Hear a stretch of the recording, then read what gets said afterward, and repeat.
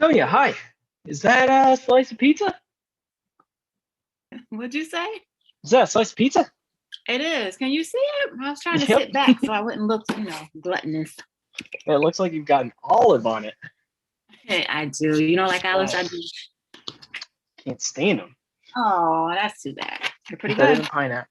Pineapple. You don't like pineapple on your pizza, do you? I like it with jalapeno, but not like I like it with jalapeno. Yeah. That actually sounds really good. A little sweet and spicy. Yeah, I thought when I went down south, I learned about that.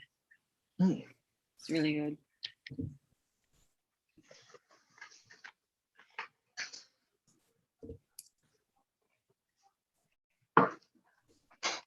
Gluttonous.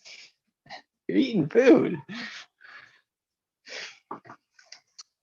Nourishing your body? How could that be gluttonous?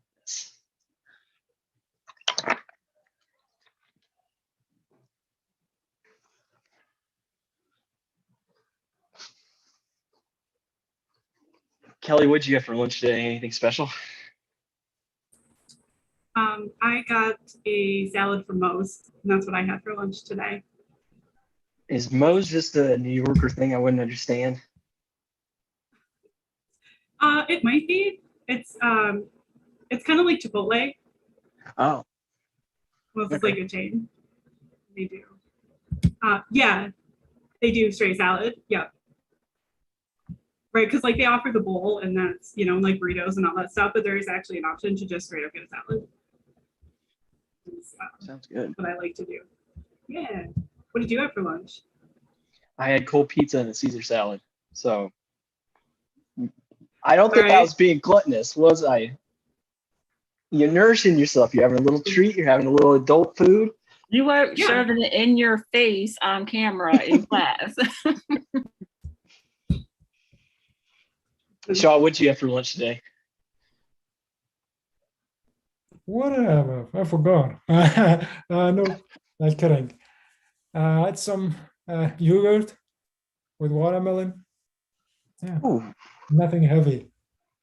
No one was in the office with I had a lot of work, so I couldn't go outside or anything. So there was yogurt and watermelon ready in the fridge. So I said, yeah, take time.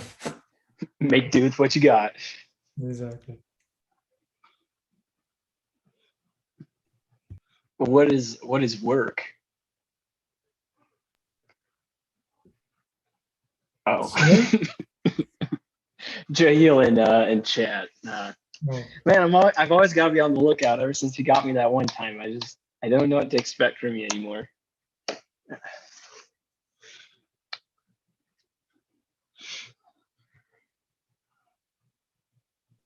So I'm going to ask a question in the chat because I'm curious. So I don't know about anybody else, but I always have like at least 2 different drinks on my desk. I don't know why this just kind of happens. Sometimes it's been up to 3, which is okay. All right, Nathan. All right. So I was just curious, like how many drinks other people have on their desk. Is it like 1, 2, 5 plus, which would make me feel better? Like, what's your blend? What do you usually have? Like, is one always coffee and one's juice? Like, what do you do? One is almost always coffee or some form of caffeine. So it's usually that and then like a water, and that's my basic setup for drinks. I'm in the same boat as Dominique because you're trying to create this careful balance of hydration and caffeine stimulants. So you're just like, I'm definitely in the same boat.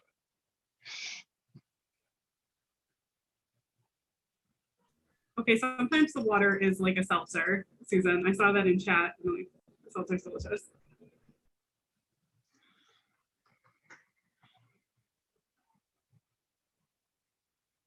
I'm really glad to see nobody's posted energy drinks. I went through a real thing earlier in the year where like I just got in the habit of drinking Monster and I had to wean myself back off of it because it was just too much. It would give me terrible anxiety. They scare me. That's fair. It really was a lot. So I had to stop drinking energy drinks. It's just too much for my system. I'm the same way, except my secret is I'm also on the Monster train, and I will mix it in with my seltzer. So over the course of the day, I'll just have like a bunch of seltzer waters with like a little Monster in it. So if you've seen me holding up like purple looking drinks, red drinks, all those different colors, that's because yeah. If you just drink a can, man, you've got to be like 19 in order to have your heart still process that stuff. It's bad for you. Oh my God. All the chemicals they put in it.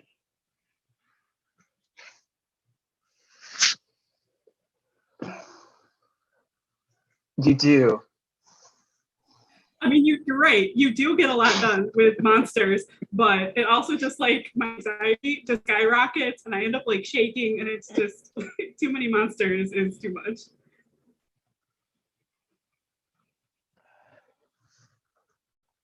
Yeah, there's nothing worse than when you just get overly caffeinated and you just gotta ride it out and in the same boat.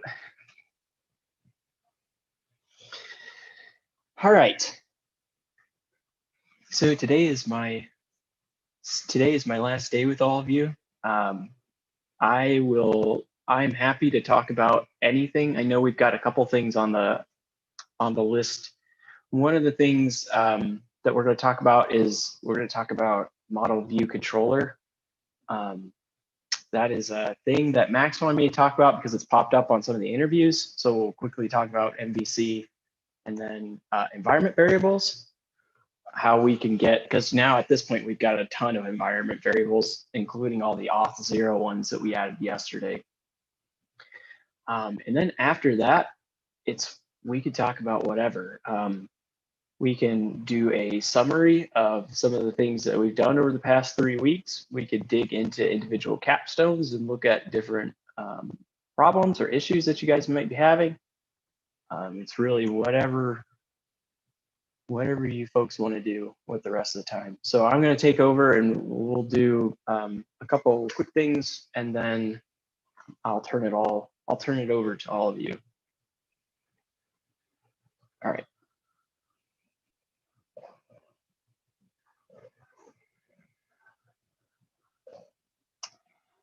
So, Model View Controller,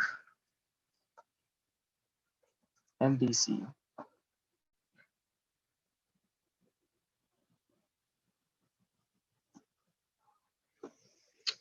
Yeah. How many folks? I can't see chat anymore. Where is that? There it is. Okay. How many folks have heard the term MVC or Model View Controller? Anybody want to take a stab at what it means? Because this is one of those interview things that, hey, do you know what MVC is? Or tell me about a time when you've implemented a model, a stack with MVC. So anybody want to take a stab at explaining it?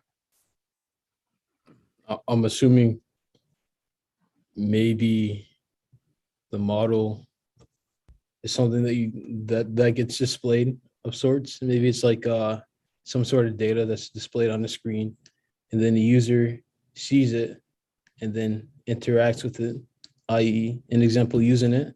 Maybe, for example, a model could be, is it related to databases when we're talking about models? Yep. Okay, cool. So I guess we're using one of the database or object or something like that.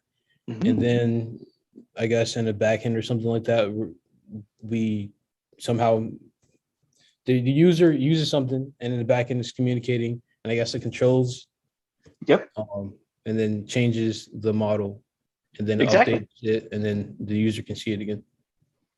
Exactly. So if we think of these three different things, the controller would be the API endpoints that our backend exposes that are able to manipulate the model. The model, exactly like you said, Jahil, it's the SQLized model. So our models that we create in the database. The view, what is the view?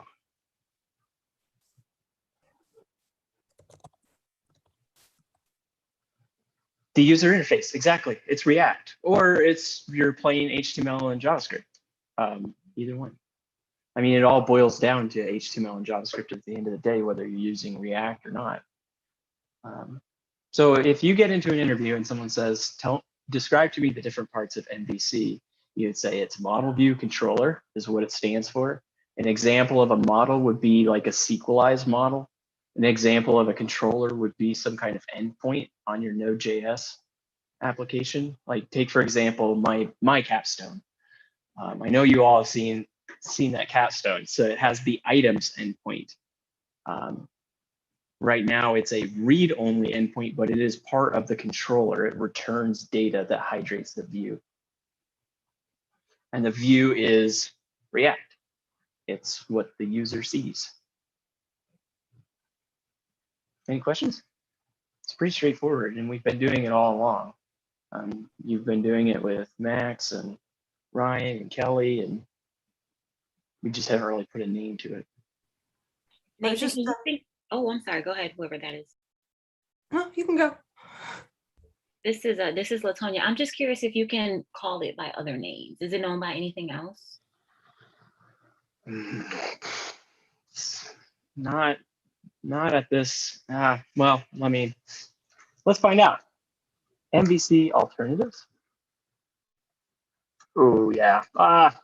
No, I mean MVC is pretty spot on in terms of what we've been doing.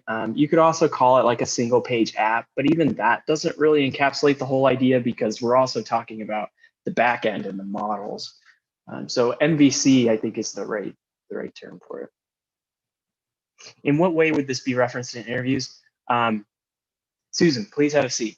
Susan, would you please tell me about a time that you've used MVC in your projects? And you would go.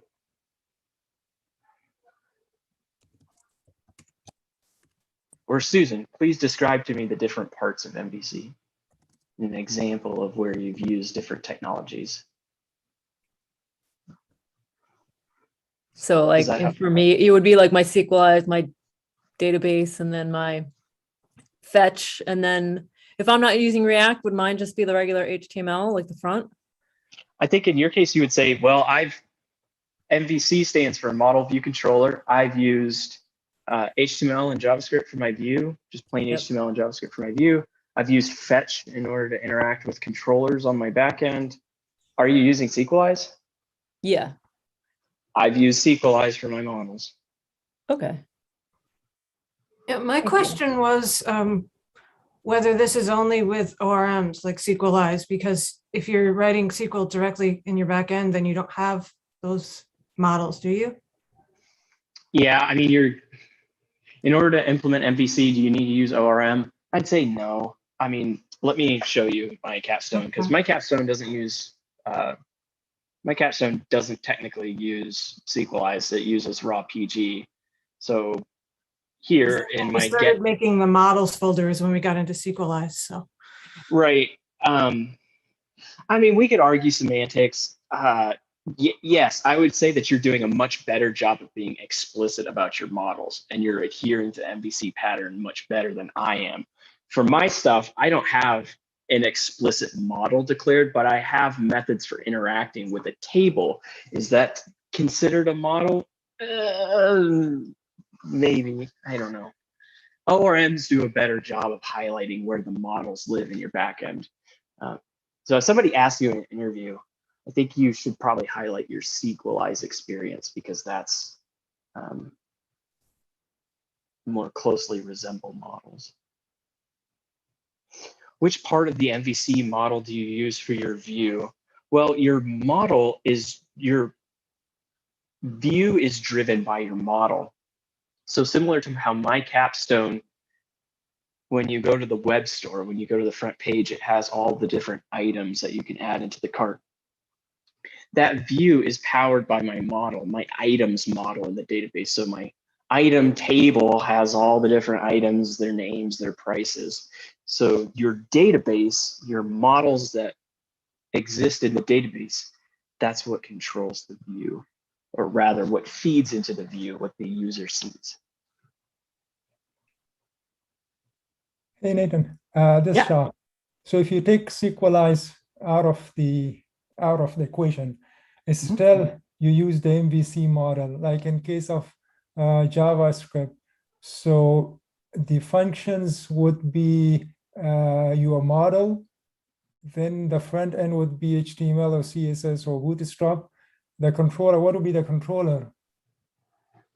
Or is that So if an you don't apart? have a backend at all, If you don't have a backend at all, does it still falls under MVC? Like, I mean, front end, that's easy. View is easy. You can say JavaScript, HTML, sorry, CSS and Bootstrap, and other things that you tools that you use. So model, do you call the functions and other stuff in JavaScript the model? How about the controller then? Is it like if you do the get element by ID, do you call that a controller or what? I see what you're getting into. Yeah, I mean, if you wanted to, I see what you're getting at. Could you consider the DOM to be a model and all the various functions associated with it, like get element by ID, query selector? Could you consider those to be controllers of that model? Totally. I think that fits into the model controller paradigm. If you were in an interview and someone said, explain MVC to me, or explain a time you used MVC, and you said, well, I've used the document object model before, I think they would kind of give you a funny look, because with MVC, the model we're referring to is usually a database. You can also have your models in your JavaScript code as well. So let's say that you don't have any database at all. You have some models, some JavaScript objects in the front end. Those can technically be a model as well. Maybe they just exist in memory. Maybe you're building out like Jahil, like your grammar goblin, where you build out a bunch of arrays. You build this big data structure in memory. That's totally a model as well. It's not persisted in the database, but you have different controllers. You have different methods for interacting with that data structure. I guess the distinction there, though, is if an employer asks you about MVC, they're most likely going to be referring to a model that's persisted on a database. Could you make an academic argument about models being in JavaScript in the browser? Totally. But when someone refers to MVC, they're usually talking about the models living in the backend. It's a good question, really good question.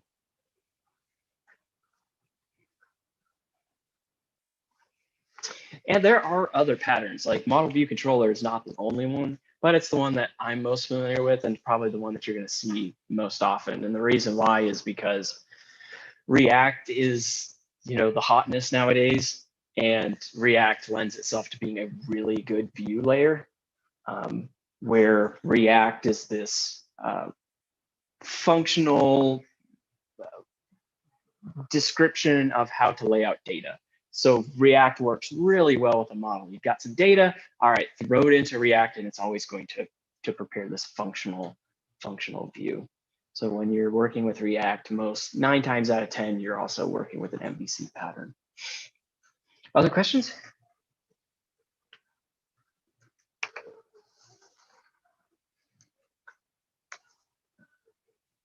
Okay, let's talk about environment variables for a second. Let's get out of model view controller. So Kelly clued me into a cool library called .env.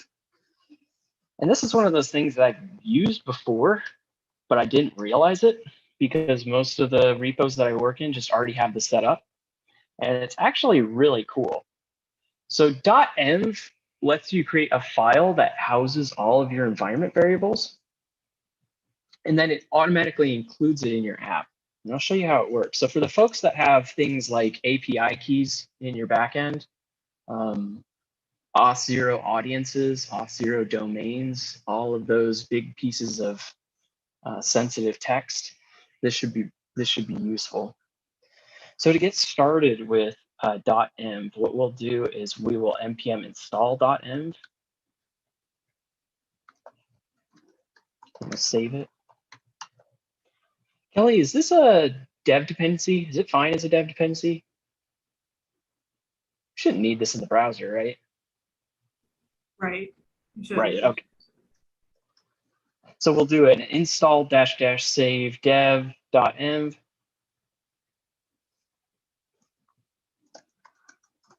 Okay. So once you've installed .env, also this is in the back end. This is not in the front end. This is in our Node.js app. So once you have .env installed, what you can do is you can create a file called .env. So I'm going to use touch to create an empty .env file. And what this lets you do, now that you have this empty .env file, what this lets you do is it lets you set environment variables in this file. So one common environment variable that we've been using has been port. Because remember, Heroku, when we deploy, is going to assign us a port for our backend to run on. And what we have been doing back here is if there's not a port defined, we've been falling back to one in code. So what we can actually do is we can delete that code now, and we can just use our .env as the default. What .env is going to do is it's going to read this .env file if you're running locally. It's going to read it, and it's going to inject all of those environment variables into your process. All you need to do is go up here to the start of your app, start of your server, and put in this. So require the .env library and then call .config on it. Okay, so now I can just say node server.js, and it's going to get upset because I have a bunch of database environment variables here. So all these process.envs, you've seen me running this whole string in my terminal every time I want to run my server. I'm doing this because I'm supplying it with environment variables. Well, now I can just take all this, go to my .env file, and then shove all of this in here. Okay, so now I can just say node server.js. So that file now contains all of my environment variables. I don't have to track it in GitHub if I don't want to. So if I want to put some secrets in there, so let's go to app.js. So notice how I just have this auth0 domain right in my code. It's not great. This is a good candidate for an environment variable because it's a unique string. It could change depending on where we're deploying this, maybe what auth0 settings we're using. So maybe we want to take this out and put it into an environment variable. So to do that, we'll take this string out, go to our .env, and we'll create an environment variable. I'm going to call mine auth0 domain. I'm going to put that string in there. Now to reference an environment variable, does anybody remember the syntax for reading an environment variable from the environment?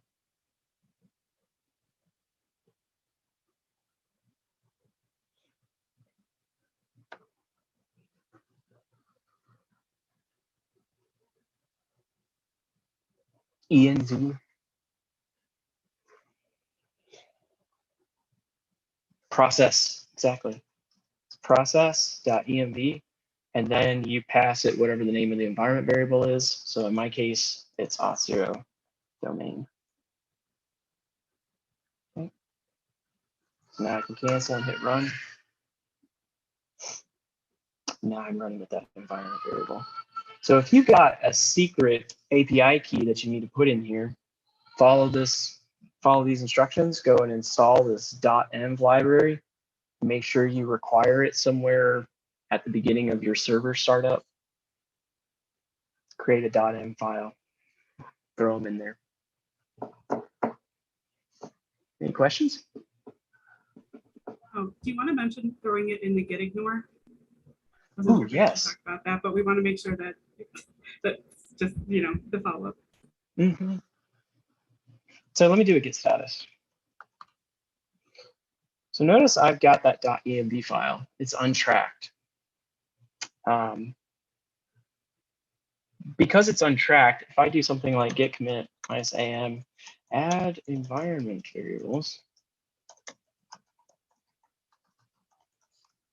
because it's untracked, do another git status. Because it's untracked, it's never going to end up in my commits.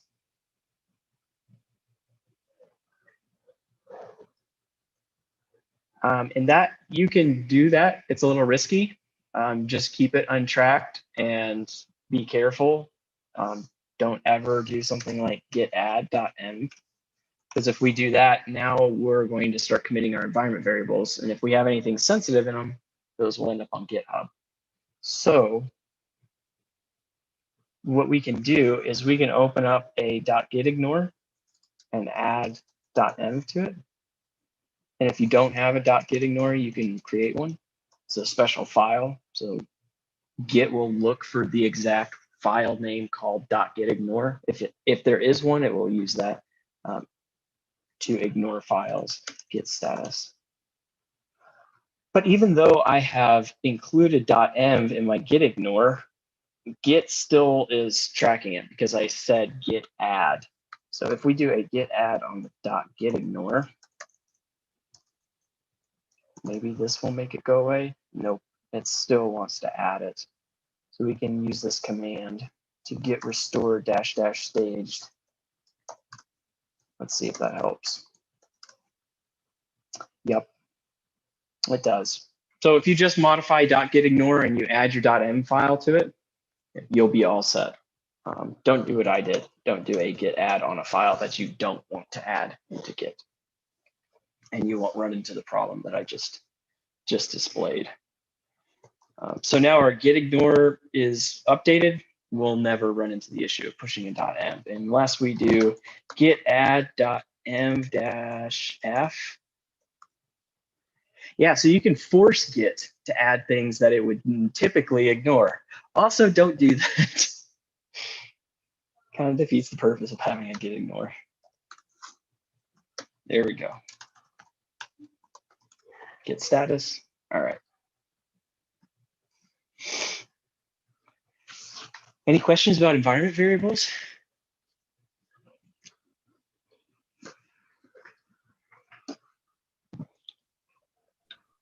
Oh, I actually have a question.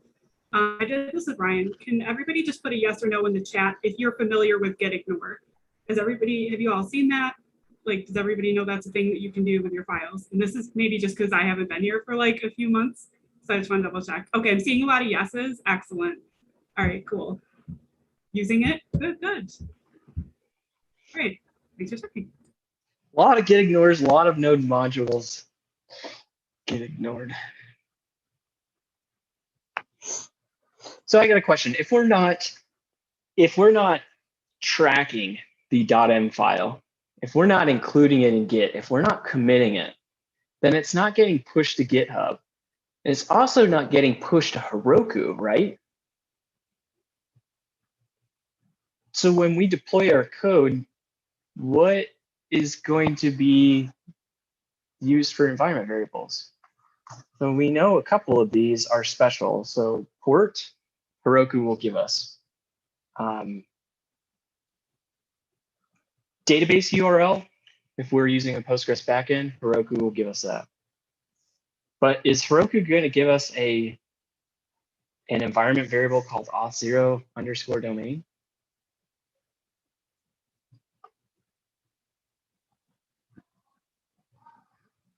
No. No, it wouldn't.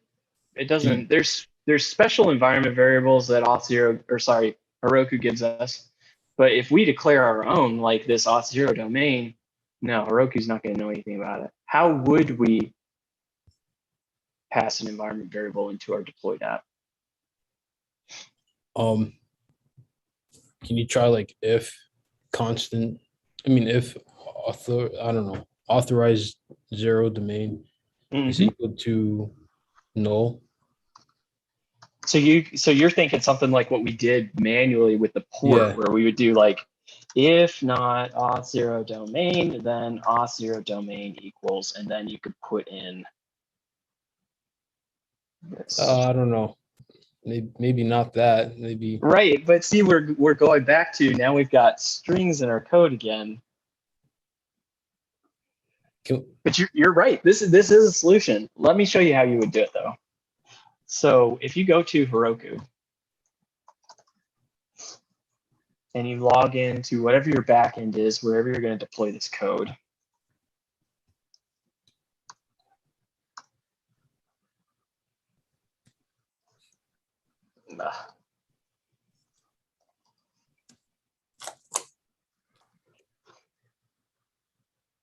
And you go to your app. So we're looking at Nathan's backend store. And you go to settings. So here are the environment variables that Heroku will pass in on your behalf. So what we could do is we could say auth0 domain, grab that string. Oops. There we go. We can add environment variables to our Heroku backend. So this is how you would supply those environment variables. Also, notice that they put in a database URL for us. This is that database URL to reach Postgres. Does that make sense? So .env kind of represents your local environment variables. When you're ready to deploy, you would need to go into Heroku and specify what configuration variables your app might be requiring.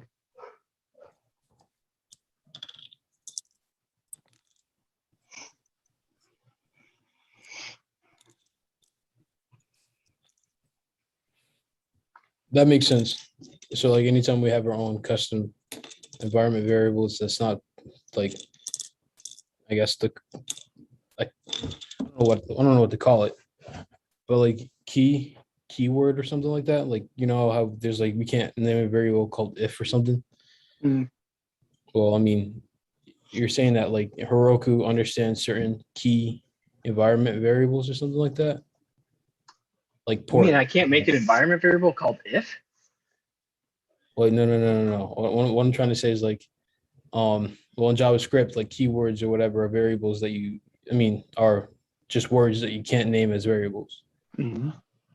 And I was saying that like, is it kind of similar in the sense where Heroku understands certain keyword variables or whatever, like some like variables that like you can use in an environment. And I don't know, like maybe port, for example, might be a common environment variable. So, you know, just in case if you don't have it, Heroku can probably already assume or put something in there. If they give you a port, maybe it might be understanding incorrectly. No, you're spot on. Heroku gives us 2 environment variables. And the only reason we know that is because I've pointed out that Heroku gives you a port environment variable. That's a special, when you're running on Heroku, it's going to give you a port. You've got to bind to whatever port Heroku gives you, and database URL. So Heroku is going to give you those 2. Anything other than those 2 variables, you're on your own. You can call your environment variables whatever you want outside of those 2 reserved. I guess reserved would be a good way of calling those 2 things. Yep. Yeah, actually reserved is the proper. On Heroku, those are 2 reserved variables, so you can't use them. You can only consume them. Very nice. Yep, that's what I meant. Reserved. Okay, thank you. Yep. All right.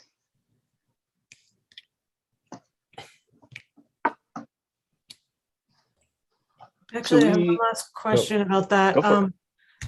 Kind of possibly I have the answer. I don't know, but are those a couple of reasons why those might be all capitals? One, because it has to do with the database and SQLize is always all capitalized. And then Also, I remember I asked a question about something Joey was doing in all capitals in React, and he said that it represented a const that was not changed at all by the program. And I'm wondering if that extends beyond React or if that's just a React thing. I just was wondering why all those environment variables were capitalized. So to start with the capitalization, that is just how things are done. There is no hard rule. Right, a convention, that's what I meant, but It's a like convention. to help you understand something, and I was wondering what it was helping to clarify or whatever. Yeah, it serves the purpose of when you see something in all caps, then you might be clued into the fact that it probably is an environment variable. So that's kind of the first part. But convention is kind of the thing that I've seen. Environment variables come from Bash and the terminal. You use environment variables all the time, whether you realize it or not, in the terminal. And as far as I know, environment variables, there's no rule saying you can't make them lowercase, but that's just been convention since. Now, I don't know you mentioned React. There's some special stuff with React. And I tried to get into this, I think, last week about front-end variables with React. There's a special deal with Create React App where you can declare variables to use in the front end. You can create environment variables and pass them to your front end, but you have to prefix the environment variable name with Create React App or React something. Is that what you're talking about? Have you seen that?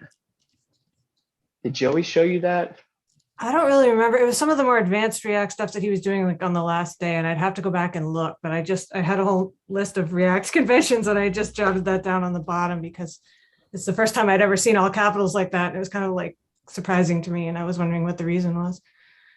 Yeah, so if you look up Create React App environment variables, there is a page that Create React App has. Oh, here it is.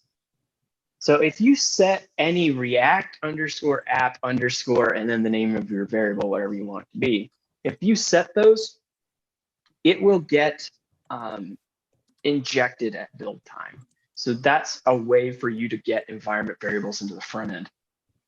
The thing with environment variables on the front end, though, that you should be aware of, they're super useful, like really useful, especially for talking to a backend. Like when you're developing your React app, sometimes when you're working locally, you want to talk to your local backend. When you're deployed, you want to talk to your deployed backend. So an environment variable can be really helpful on the front end for that. But the one thing to keep in mind is that those environment variables in the front end are not secret. They're going to end up in code that anybody can see. And if folks have environment variable questions on the front end, I'd be more than happy to dig into that. Otherwise, I'm going to do a quick recap of some of the stuff that we've covered. That's the last thing I'm going to do before I turn it over to you guys. I'm going to do a recap of some of the stuff we've covered and use that as a way for people to jump in and ask questions or clarification on some of the stuff we covered. Does that sound good? I don't think that I'm going to go back to module 9 or 10 unless people have specific questions about that. I feel like we've covered that ad nauseum. So all I'm going to do is I'm going to go through the slides for module 11 really quick. And if folks have questions, please feel free to stop and slow me down. So recall that the first day we talked about HTTPS. HTTPS is really just a glorified means for setting up a secure channel. We just need to have HTTPS enabled on our capstones. We need to have HTTPS enabled on all of our production websites. Okay. We talked a little bit about the certification process. If you guys are curious about issuing your own certificate, we'll be covering that during office hours. It's a lot of fun, and I think it helps you get a deeper understanding of what SSL and TLS is actually providing you. There's an awesome video that I've linked here So if you're coming to office hours, please take a look at that YouTube video because it talks a little bit about what we're going to cover. Yes, if you do, if you run your own certs, you can totally get them for free, which is one of the biggest advantages of doing it. But again, quick disclaimer, when you do the free, when you generate it yourself, you get a 90-day certificate, whereas when you pay for them, you usually get a year. There's no rule that when you generate them yourself, you only get 90 days, but that's what most of the providers will do for you. So it's really easy to generate a certificate. I just set a reminder in Google Calendar before it expires, like a week before it expires. I just go and press the button and it recreates a new one. Super easy. Okay. So the gist of this, HTTPS, use it everywhere. We talked about DNS. I've gone through a bunch of people's homeworks already and validated that you've turned on DNSSEC and people are looking great. So Namecheap makes it ridiculously easy to set up DNSSEC. So that's going to be a really easy homework for folks, hopefully. If you have any questions about DNSSEC, just let me know. But if you want to check out on your domain whether or not you have DNSSEC enabled, I know it's easy to just toggle it in Namecheap, but to actually see what toggling that does for you, this is the command to run. So this dig and then passing it the name of your website. In fact, I have somebody's, oh, Latonia, yours was the last one that I checked.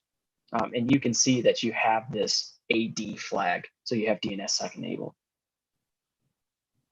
For some reason, yours doesn't have an RRSIG entry. I'm not sure why, but I think you're good so long as you have that toggle on. All right, so that was the first day. And then we started talking about authentication and all the reasons why we might be using authentication. The really important thing to note is this flow and just have it in the back of your head, because when something goes wrong, for the folks that are doing the authentication piece for their homework, when something goes wrong, it's really helpful to know what each of the different steps are, because it may fail at a certain step and you kind of need to debug and trace your way back and understand, okay, what was going on? Did the user click on the button and then they got redirected, or did it fail before that? So knowing the different pieces that happen when you're performing an OpenID Connect is really helpful. Any questions about the OpenID Connect flow? I feel like you folks have seen it in action so many times thus far that it's probably familiar.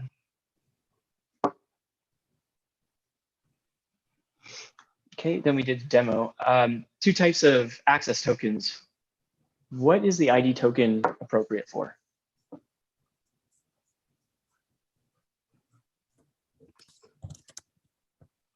Users, front end. Yep, it's purely for your front end.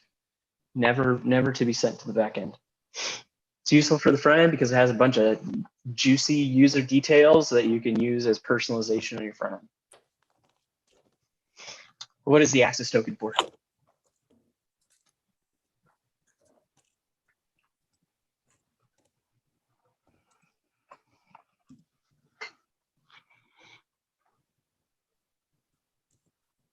Backend. Yep.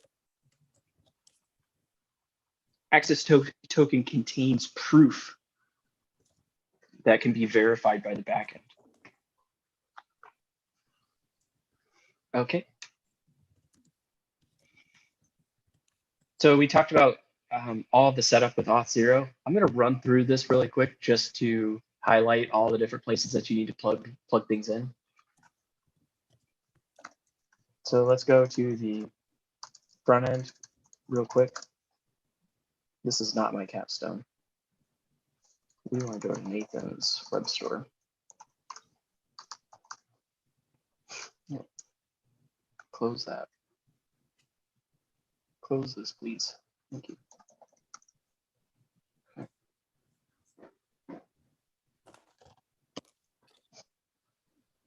So to get started with front-end authentication, you go to Auth0, you log in.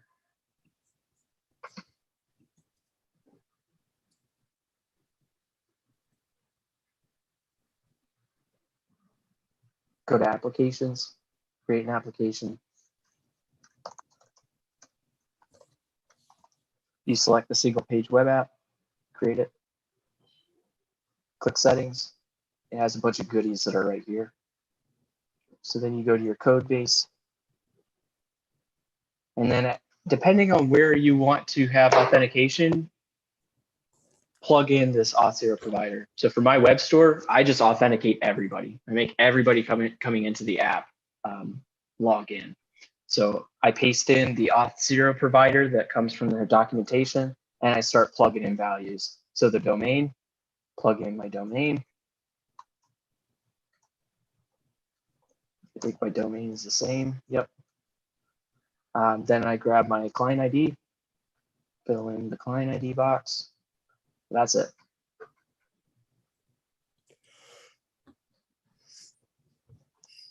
So now at this point, I can run npm start.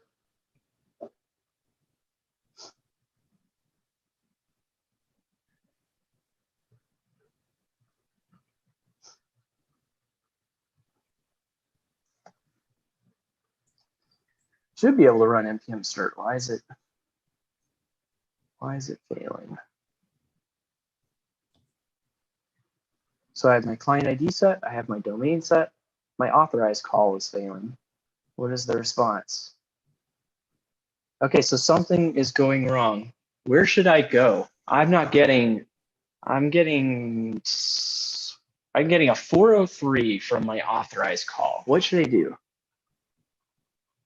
Logs, yes, logs. Where? What logs? Heroku. Close. I'm running locally though. This is just on my computer, so I'm not deployed right now. That would be a great place to go though if I was deployed right now. Network tab. I'm on the network tab and it's not really telling me a whole lot. Let me try to blow this up. Got too much stuff here. Network.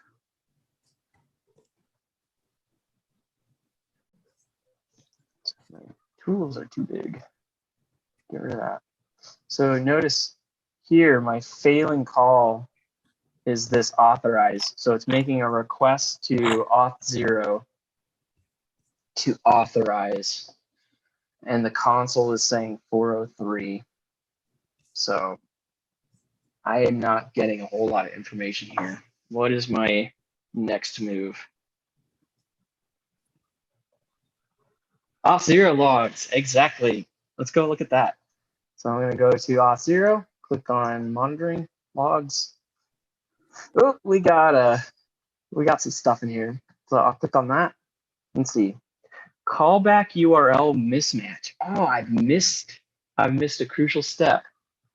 Callback URL. Does anybody remember where the callback URL is defined? Isn't it in that set of 3 where we went? Yeah.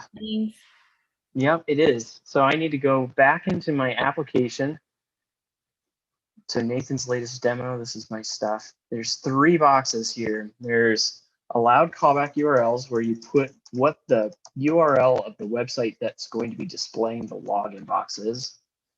So we need these 3 boxes filled out. Hit save changes. All right, let's try again. There we go. I got a login button. Let's hit login. Auth0 is asking me if I want to, I'll share my data with this website. I'll hit accept. Cool.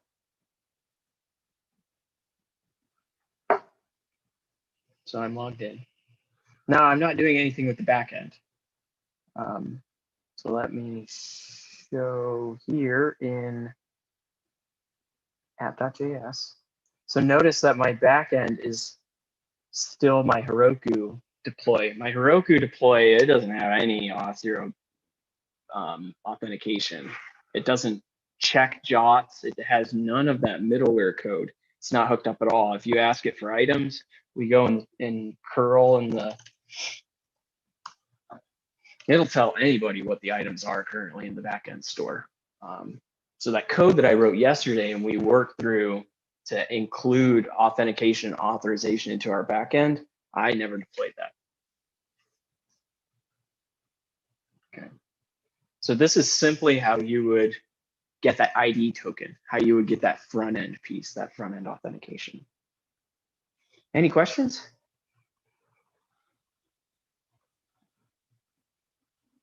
Folks feeling comfortable with adding authentication to their capstone?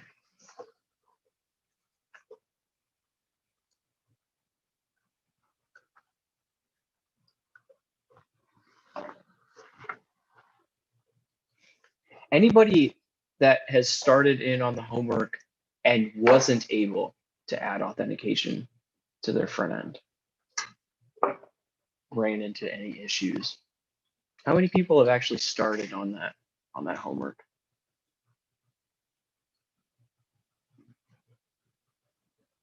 So Dominique, how is that going? It's going pretty good. I just have to apply it to my capstone. I was able to follow along when you did it in class, so I just have to apply it to my capstone. But it's going well. Good. Okay. Good. Brielle, how are you doing? Have you tried implementing it yet for your capstone? The authorization, no, I'm still at the same point where it was redirecting me back to the wrong page. So I haven't gotten a chance to work on it more. Oh, okay. Hey, I got something for you, Brielle. This redirect URI, did we talk about that yesterday? Yes, as a possibility. Yep. Yes. Okay. With the good. window, yes. Okay, good. I also found out something interesting today because like I mentioned, I'm implementing Auth0 at my job. The log out button. So let's see here. This log out button, it also accepts a parameter called return to. So if you want someone to log out, maybe they logged out, Brielle, in your example, maybe they logged out from that one spot in your capstone where they're not maybe on the home page. If you click log out, it will probably redirect them to whatever is in that redirect URI. If you want them to go somewhere else, you can pass them this return to, and it acts like a anchor tag, acts like a window.location replace. So you can say when you log out, maybe you want to have a page that says you've been successfully logged out. Click here to sign back in. So log out will take an extra. If you want that. Otherwise, you can just hit log out and they'll get kicked back to the front of your app. No, that probably might help with some of my redirect issues to add that too. Thank you. Cool.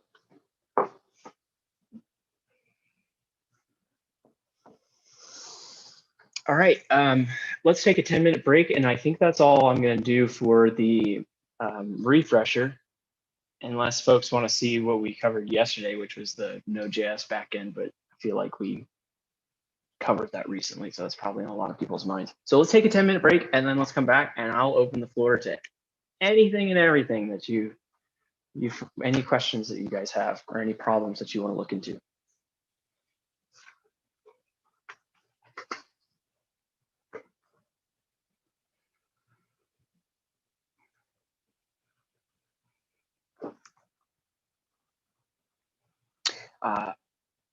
Kelly, I am addicted to Monster. Like, Really? I go to Costco and I get those like 48 packs. Oh my God. Okay. So my boyfriend and I got a membership to Costco as a gift, and we can never go again. Now that I know that that's a thing, because he will get one and he can't. He's not allowed to get a 48 count of Monster. In fact, I'm actually worried you're on the other side of the wall. So It's such a good deal. It's like $1.20 per can. Like, if that's what he's gonna say. He's gonna look at me and he's gonna be like, "But it's such a good deal. But it's worth it if I get this 48 pack." And then he's gonna drink 48 Monsters, Nathan, and I have to live with him. It's just not a problem. Like, he's great. He's real great. Just it's so much. It's so much Monster at once. It pains me to think, because I know a safe estimate number of those packs that I've gotten at Costco. A very safe conservative number would be 8. And that's 384 Monster cans that I put through my body. And it's just like all of those additives and all of the All Mm, that taurine. Oh my god. dude, you get so hyped in the mornings. I'm telling you what, you roll out of bed, you just mm. You crush a monster and you just go. You're just ready. Oh, Brandy, I totally agree with you. It is bad when you have a favorite color of Monster. The white ones are delicious. You're not wrong. It's a good one. I think Like my those. order is grape, white, and did you ever try the pink one? I feel like I might have, but I don't remember what kind that was. Yeah, I don't. It was like tropical. It was some unnatural like tropical fiesta or whatever. But Oh my god. Speaking of unnatural, did you try the gold one that just came out? Mm-mm. There's a gold one that's like pineapple flavored. It's wild. Have you ever had the Java ones? I had it once, and then I said I was never allowed to get them again because that's what I would crush. Oh, I just mainline Java monsters. I do. I do a coworker that he was the same way. That was like his favorite. I tried it. It's just like it's too close to coffee. It was like it was That's pretty exactly good. the problem. It's too close to coffee, and I could just see myself running through a 48 pack. That would just be a whole mess. That's why I stick with just regular or iced coffee. Mm. You know, I can live with that. Mm. Yeah, it's far better for you, man. I mean, there's so much stuff that comes in one of those cans. It's like, and then it's like 300% of your daily intake of vitamin B6 or something. Mhm. I don't know what 3 times the normal intake does, but You're gonna find out. we find out each and every day. I got this weird twitch in my neck ever since they started drinking it, but Jeez, can't figure it out. I can't figure it out. I've lived such a healthy lifestyle. I mean,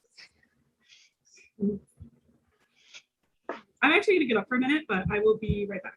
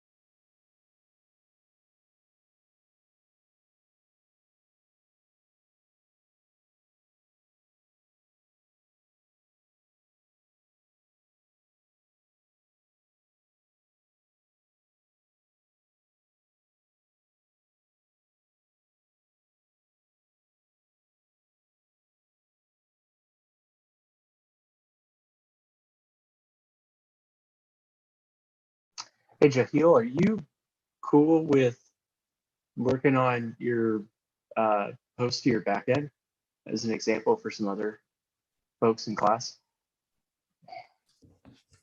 Sure. Yeah, I'm I not. don't, I'm sorry. What? I don't want to put you on the spot if you're not No, I'm fine. comfortable with it. I Okay, didn't put me on the spot with the same soapbox. It's okay. Like cool. I'd love to show it off because I missed Monday. But the thing is, I'm not done with it. And like all I'm doing is just sending data back and forth. I wanted to make it look a little bit more visually, I don't know, appealing for people. But Man, it's what I was saying before, though. At some point, you got cut off. oh no, I mean, I was saying, well, I mean, like what I'm gonna do is I'm gonna show the local host thing or whatever, like not the deploy thing because I didn't get to that point yet. I did update my my repo, and now Nice. it's now it's like actually on what you call it. It's on Heroku, right now, and then I'm gonna do it on the backend or whatever. I'm gonna go back Nice. and do that, but yeah, right now I'm gonna, I got it just, talking to the server. The reason why I'm doing that is because I'm gonna change it to like, I'm gonna use Postgres or something like that too.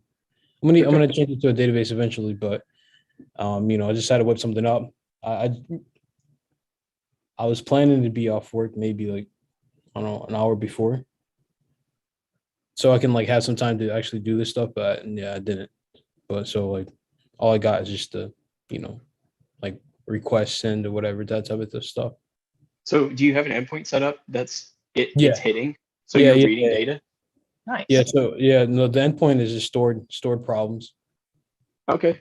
Yeah, that's the So endpoint. how can I be helpful if you want to take on the wiring up the Postgres and wiring up the database and all that yourself? Can I help you store that blob in memory on the Node.js server? Sure. And then do you have an endpoint for reading it back out? Yeah, but it's not connected to the front end. Let's do that. Yeah, it's just through the back end. I was gonna do it, then I realized, oh, maybe I should use React Router DOM to like, at the very, because like I was thinking, oh yeah, I might just create a separate React app. And I was like, no, that's stupid because Heroku only lets you, use one React app. Yeah, you're stuck with one. You can break them up, but then you're going to get different Heroku app domains. Yeah. So that was the issue. And which wouldn't be bad because your admin page can be connected to the database and your front end could be connected to the database as well. So you could have two apps, one for the back, or I keep saying back, but you know what I'm talking about, the admin page, and then one for the when kids or whoever goes to play the games. Yep. And also I was debating about using some software I used to do, like used to like develop video games, to like actually make a quick demo of it. But I learned that the software that I used to use, it does take HTTP requests. Yeah, so I mean, I was thinking like maybe I can, use what I learned here and Just curious, what software is it? It's Game Maker Studio. I was or I was gonna do Unity, but Game Maker Studio would be more easier and quicker to make it faster. And that's a lot to bite off for a capstone. That is, but I took 3 days off. Yeah. Brave, you're a brave person. Yeah. I'm gonna share my screen really quick to just demo what we're about to do with storing data in memory. Because I am pretty sure this will work with Node.js, but I'm not 100% sure, so I just want to prove it really quick.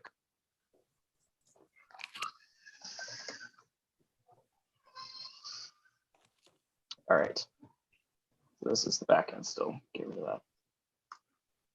Give me the backend, please. Okay. So here's what I'm trying to prove. I want Node.js to hold on to a value in memory. I don't want it to store anything to the database. I want it to just hold on to something and then return it whenever I make another call to it. Does anybody know how we might do this? When I say store it in memory, I mean Like, Node.js server, hold it, don't put it in the database, just hold it in RAM. Anybody have an idea how we do that? let blank equal something. Don't steal my thunder. I'm asking the rest of class. I'm so sorry. Sorry. Well, now that the cat's out of the bag, I believe, and I'm going to prove it really quick just to make sure that I'm not lying to anybody. But I think what we can do is we can create a variable outside of any endpoint.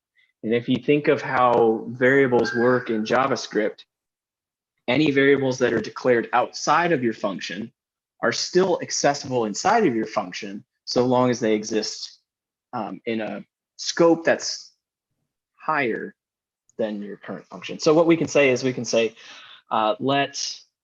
actually I proved this yesterday with the cache. When we were storing user info, I made an object and proved it, but let's do this anyway. So let high score equal, oh no, I need something that goes to my capstone.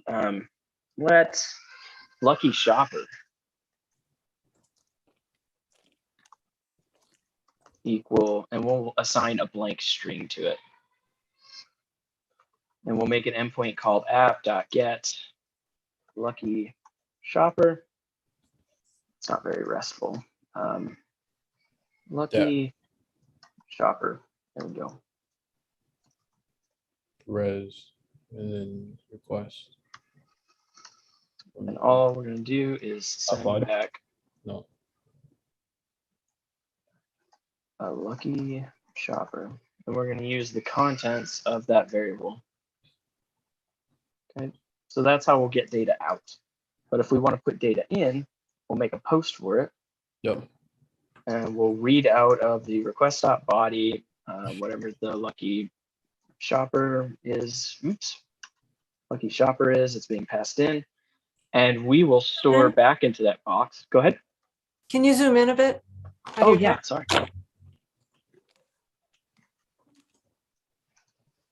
And I'm going to, in both cases, if you post or if you get, we'll return whatever the latest contents for lucky shopper, whatever that is. Okay.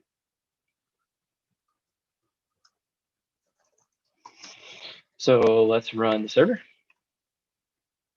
And then let's make a request to HTTP. Let's make a post first. Let's do HTTP localhost 4000 on the lucky shopper and lucky shopper endpoint. We'll give it some data.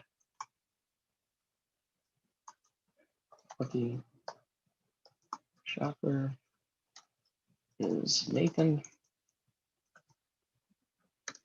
And then we need to pass it the content type, what the type of data is that we're going to send it, so it knows how to process. There we go. So now lucky shopper Nathan is stored in the box lucky shopper, and if we do a curl on just the endpoint to get, it's still in that box. Now if I do this, I kill my server and rerun it and run the get again, what am I going to get? So I stopped the server and I started it again. What would the response from the lucky shopper endpoint be? What would be contained inside the lucky shopper box?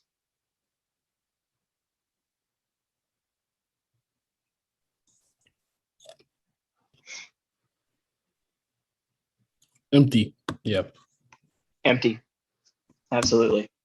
Because it's only in memory as long as this program is running. So I can call post again and store something in there and it'll get saved. But if I kill the program, then this variable is cleared. This variable gets created whenever the server starts up. So that's how you would, in a very cheap and dirty manner, create some storage on your server. It's not getting stored in the database, but it just exists for as long as the program is alive. Yeah. Yep. Downsides to doing this? Oh, once you kill the server, you can't access it. Right. Yeah. It only exists in memory. So, Yeah. but Jahil, before we jump into your stuff, this is a good point to talk about a concept known as race conditions. When we had talked about the Therac 25 way back in module 9, we had mentioned that it had a race condition. And I kind of was hand wavy about what race conditions meant. Okay. There's a race condition that's going on here. I don't know what that is, but it sounds like a race condition. It doesn't mean like a condition is trying to get to some information or either sending information first or something like that. I don't. Yeah, you're exactly on the right track. So what happens if two people launch a request to get the lucky shopper? What if two people launch a request to get that information at the exact same time?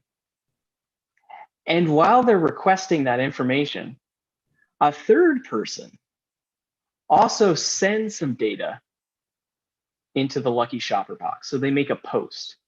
So we've got two people that are trying to request the lucky shopper and one person that's trying to write Nathan or Kyle or Phobelia into that box.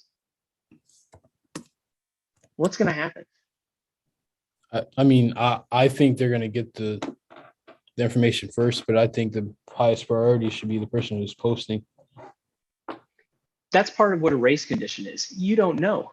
You have no idea. You don't know who is going to go first. You don't know if it's the person that's sending the data to go into the lucky shopper box. You don't know if one person is going to read the contents of the lucky box, the other person, their request finishes and puts data into the lucky shopper box, and then the second person gets that data.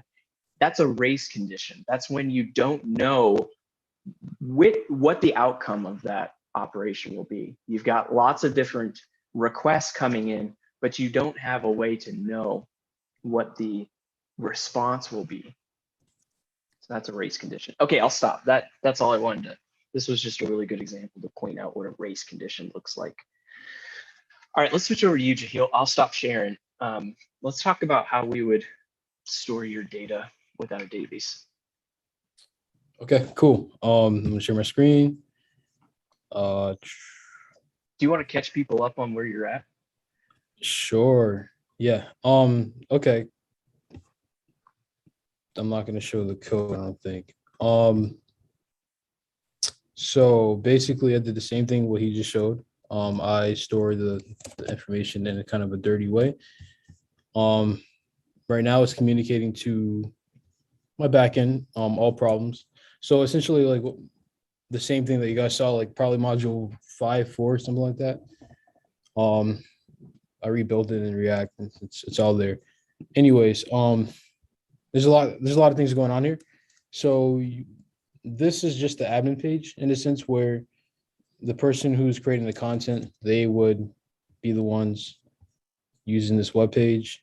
The game is not going to be accessible. I mean, that page is not going to be accessible to any kids or whatever, or users, students, whatever. I'm going to look up like a passage or something, news. That's like news. We always have something in news.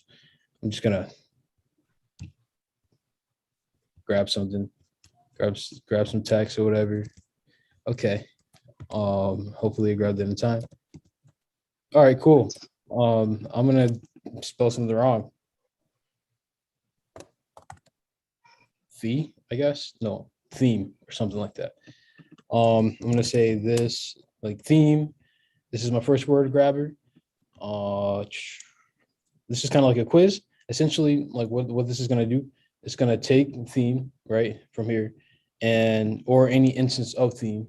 So for another one, and that's and it's going to check and give these people, give the students or whoever an option to like choose these solutions, kind of like a quiz or a test. I'll just spell this correctly. 3. This is correct. Sometimes in certain quizzes you have like more than one answer. That's correct. I'm just gonna say 3. That wouldn't really be the case. But anyways, I just want to show you because this is this you'll find out like how the data will be structured. So it's like multiple choice. You Yeah. pick the- Nice. Yep. And if you want another instance of another word or whatever, you can just add another one and add another one, add another one, and so on. I'm gonna say that total. Oops. I'm gonna get rid of this. I'm gonna say total is spelled wrong or whatever. Or whatever this is. This is correct. Okay, and another one. I'm doing this because I want you guys to see that, like, you know, we'll pick it out through. Let me just make this is the third solution. Okay, whatever, and this is whatever. I'm gonna post this. It's gonna go through the server, and there we go. Refresh. Cool. So I'm gonna refresh this. Here we go. Nice. Yep.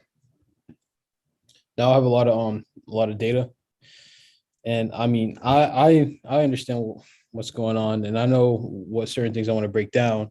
But right now, essentially, what's being stored is, well, all the word grabbers and the whole. Oh, okay. Each component is being stored, and this component has an array attached to it, which is just for solutions, and it also has a word grabber, which is just an object. And within that array, this will be called, I believe, the solutions array. And then we're gonna have a word grabber right there. Within the multiple instances of this component is another array called, I think, the word grabbers array. And basically it stores information of each individual solutions array plus the word grabber from that. And that array is being stored. And then up here or whatever, my name, like the name, stuff like that. That's another array. So I got a question for you. Yeah. So you're storing all of this is your data structure. This is everything that the user entered. How do you feed that back in? If you go back to your React app, when you refreshed here, it was empty, but you stored all that data in the server, right? Yeah. So why did this page load with all of the information from the server? Oh, why is it gone? Yeah. Because I wanted it to be gone so that they know that it posted.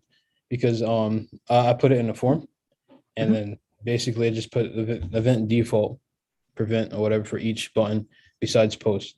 So what if I wanted to make changes to? See, now that's the thing. I was planning to like have it so you can make changes, but then I was like, you know what? I can create a separate web page for that. Like, because yeah, maybe somebody who's an admin, they may access this or whatever, but they may want to see some of their old solutions or problems that they created, right? Well, I was thinking, I don't want them to see this. Like, this is ugly. And I want them to kind of like manage this. So I was thinking, okay, I'm gonna use React Router DOM and design a whole different page, web page or whatever, where basically the information is being displayed. And it doesn't look like this completely, but it's gonna have like a box up top, an X, and then a pencil or whatever. So you know you can either edit it or delete it, and that's it. And you know it will do it in a database. But I did program the upload, the Grammar Goblins upload or whatever, so that it can store. I mean, it can grab an array, so it can grab from this data right here, and it can like it can take it from there and then like I guess, you know, push the data there or whatever. In a sense, I don't know how to describe. Like we see me and then test or whatever. That it's basically referring to another array, and it's indexed. So that's why I have that there, so that I can actually do that. So if you want to edit it, then you get all your information back. But the only thing that I didn't, I guess, program to, like, you know, if you hit edit, it would print out all your information is the, you know, it's correct. It's a Boolean, but I have to figure out how to, you know, make it so that this will display correct when loaded or whatever. So what is there in your capstone that we can work on in class to help get you unblocked? Is there anything right now, or are you still just moving and grooving? Still moving and grooving, I think. Cool. Eventually, yeah, I'm getting closer though to like, but like I just just created this, you know, so that I can finish the homework or whatever, because I didn't have a backend at the time. So I just, you know, try to muster something up. Cool. Yeah, that's it. But how what do you think I should do to go about, like, you know, breaking out of data or whatever? Maybe Breaking that's out your data. What do you mean by that? breaking it down as in like, I don't know, like if I put it into a table, like how Oh, because you've got this blob now, how do you store it in the database? yeah. Okay. You've got two options. You've got the first, which is hacky. So you're using Postgres, right? Not yet. You're going to use Postgres, right? Yeah. I'm going to turn this around in the class. Can anybody think of a really quick and dirty way of storing all this JSON in the database?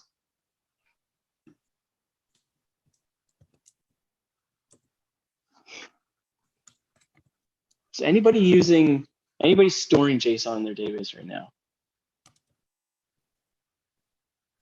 Nobody's storing JSON?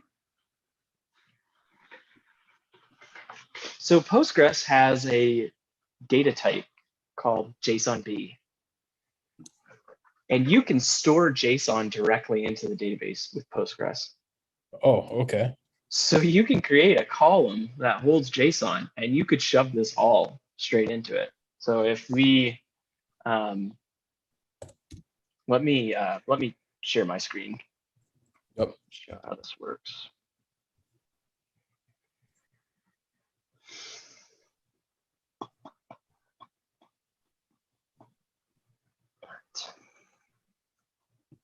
So what you can do, here are my database tables being created. There's actually a type called JSONB. So if I get rid of text, let's say that for each item in my database, I have some kind of metadata. And let's call that column JSONB. Now when we get items, we're going to return our rows, but let's go and do an insert. So after we create the item table, I need to drop mine first because well, let me turn that around. Why would I need to drop my table before I create it? If you drop your table in it, I mean, if you create a table, then it's created, but it won't let you create it again. So you cannot update anything. So you have to drop it first in order to add anything to your table. I mean, we can do a migration. If we wanted to keep that table around, we could do a migration and keep all of our content in there. But that's exactly right. I'm dropping it because I don't really care what's in the items table, and I'm just modifying the structure of it. So I'm just going to drop the table and then create it afterwards with this new column. Do you have create table if not exists? If you took if not exists off, wouldn't that work too? That is a good point, but because I already have an items table, albeit it's missing this column metadata, I still have that items table, so it's going to error, and I'll show it error. So it fails right here because the items table already exists. Oh, okay. So that was just preventing an error. I didn't realize that was preventing deletion. Yeah. Okay, that makes sense. Drop table items. So we're going to drop it, and then we're going to create it. There we go. So now it's created. I can get rid of my drop statement. I can go back to the create table if not exists items. So we won't create it if it's already there. Okay, to store data, I've actually never done this with Node.js, so this is going to be a first time for me. Do we have any functions that are inserting into the table? No. So let's just, not even using an endpoint, let's just, when our server starts up, let's query the database. So we'll run this when it starts. So the query would be something like insert into items values, and this takes 3 arguments now. Okay, And these are just placeholders, the $1, the $2, and the $3. Now we'll actually pass in those values. So the name would be like cups. What's the second one? Price. We'll give it a price of $10. And then for the third one, we can actually just pass in a JavaScript object, which will get coerced. I think we'll get coerced into JSON. We'll find out. So we can pass it to JSON. We can say something like the seller is Nathan. The shipping location is my house. Okay, so we can pass in a JSON object, I think. Let's see. Sure can. Awesome. Okay. And let's see what that looks like in the database. So I'm going to log into my local database. I'm going to switch to my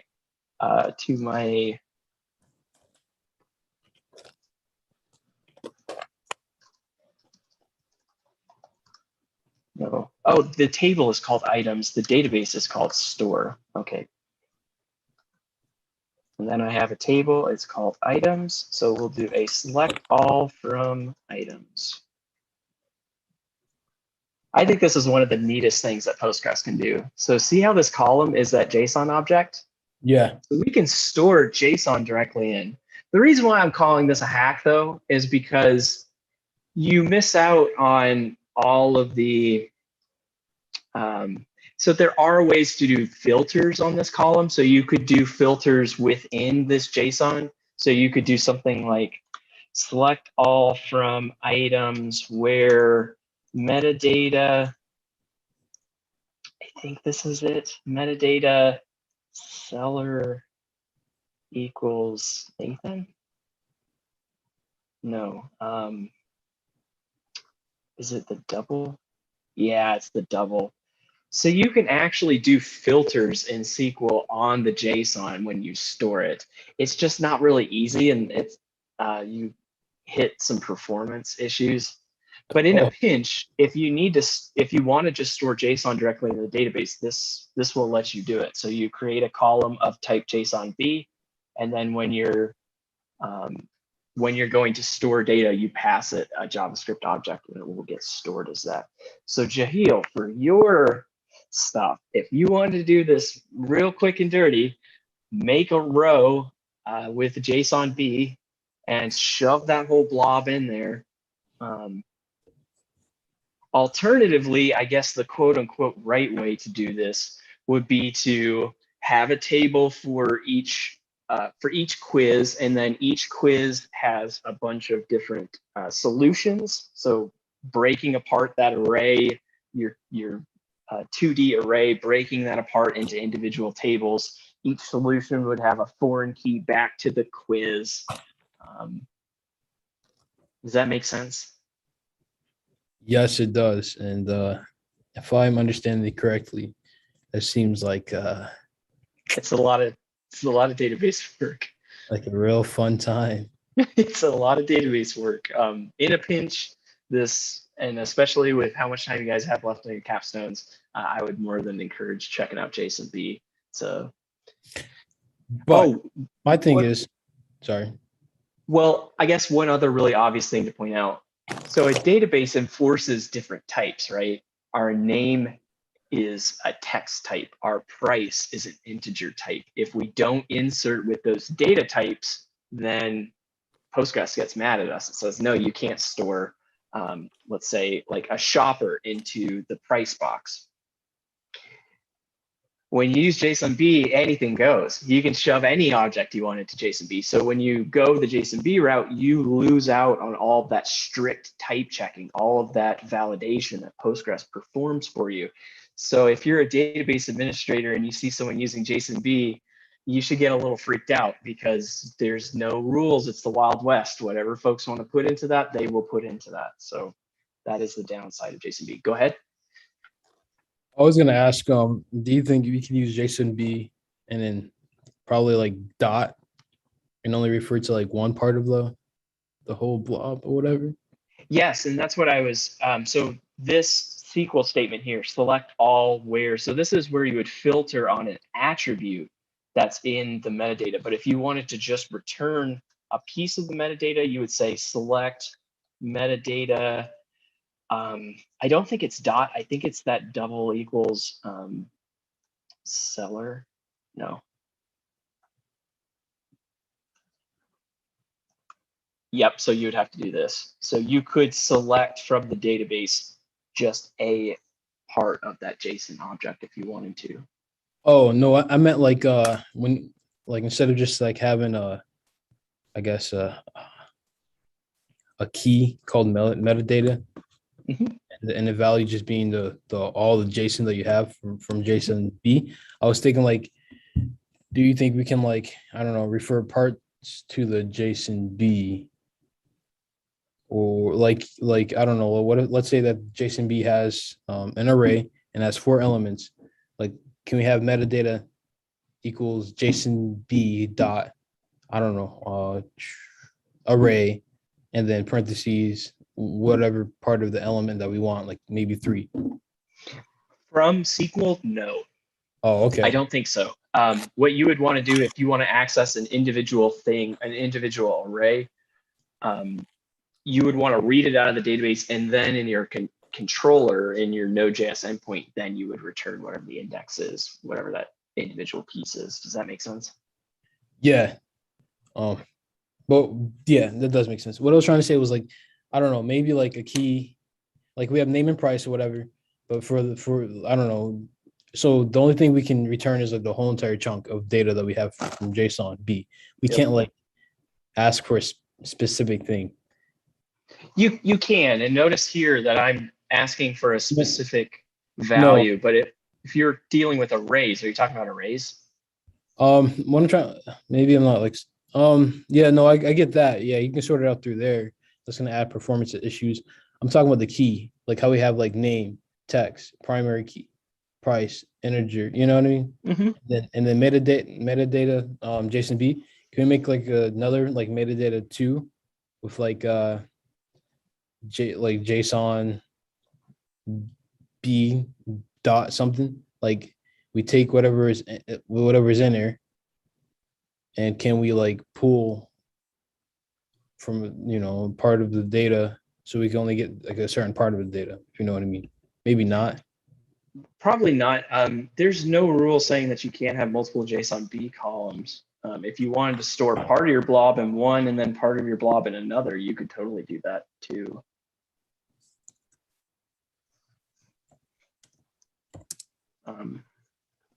Okay, so we talked about some stuff. Anybody else have questions about the homework or blockers on their capstone, deployment issues?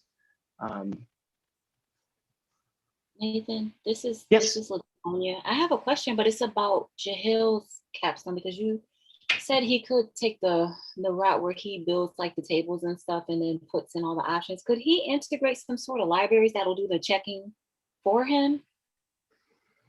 Or would he have to build out all of the options for comparison? You understand what I'm saying? I do.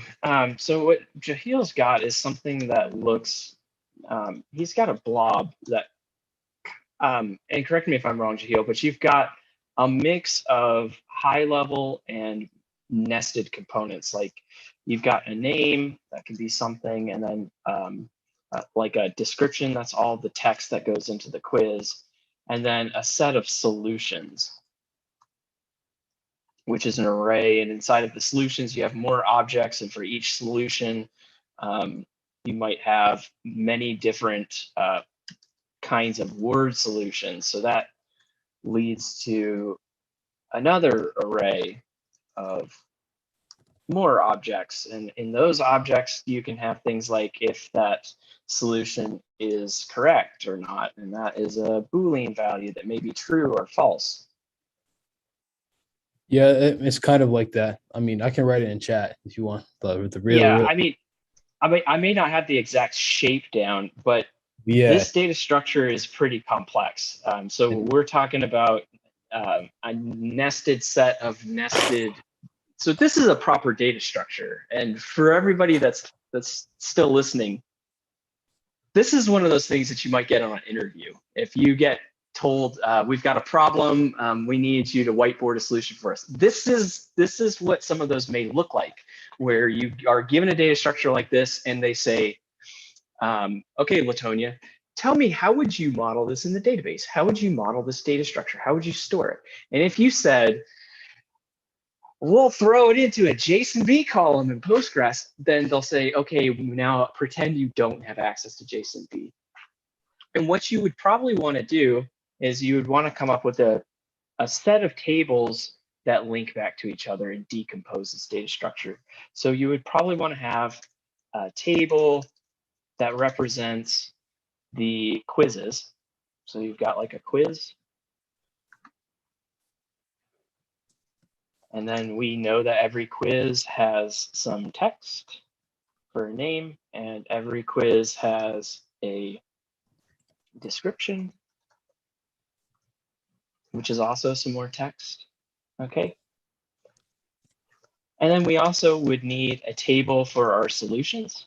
And each of these solutions has probably some more data, but all the solutions do is they bind us to the quiz. So we would have something like the quiz ID that this belongs to, and that would be a foreign key back to the quiz table. And then we need another table for the word solutions, which would be a foreign key back to the solution table. And then every word solution has something like an is correct value, which would probably be a Boolean. And then you have whatever the word is, which would probably be some more text. So this is probably how, this is at least how I would decompose this data structure and break it into database tables. There's nothing that's going to automatically do that for you. This is something that takes a bit of practice. And does that help Okay. answer your question, Latonia? Yeah, I think I must have been, because it just dawned on me. Maybe I was thinking of something along the lines of like a Grammarly or something. Like they must have some kind of structure that's helping to kind of map over whatever is being inputted, and then figure out if it's the right structure or not. And I was just wondering if he could integrate some sort of resource that would take care of the solutions part for him. Oh. And to build all this out.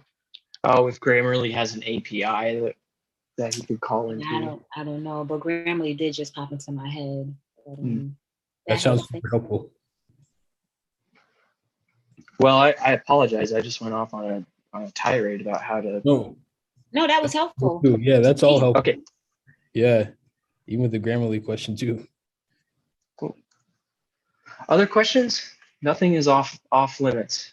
Anybody's capstone questions, problems?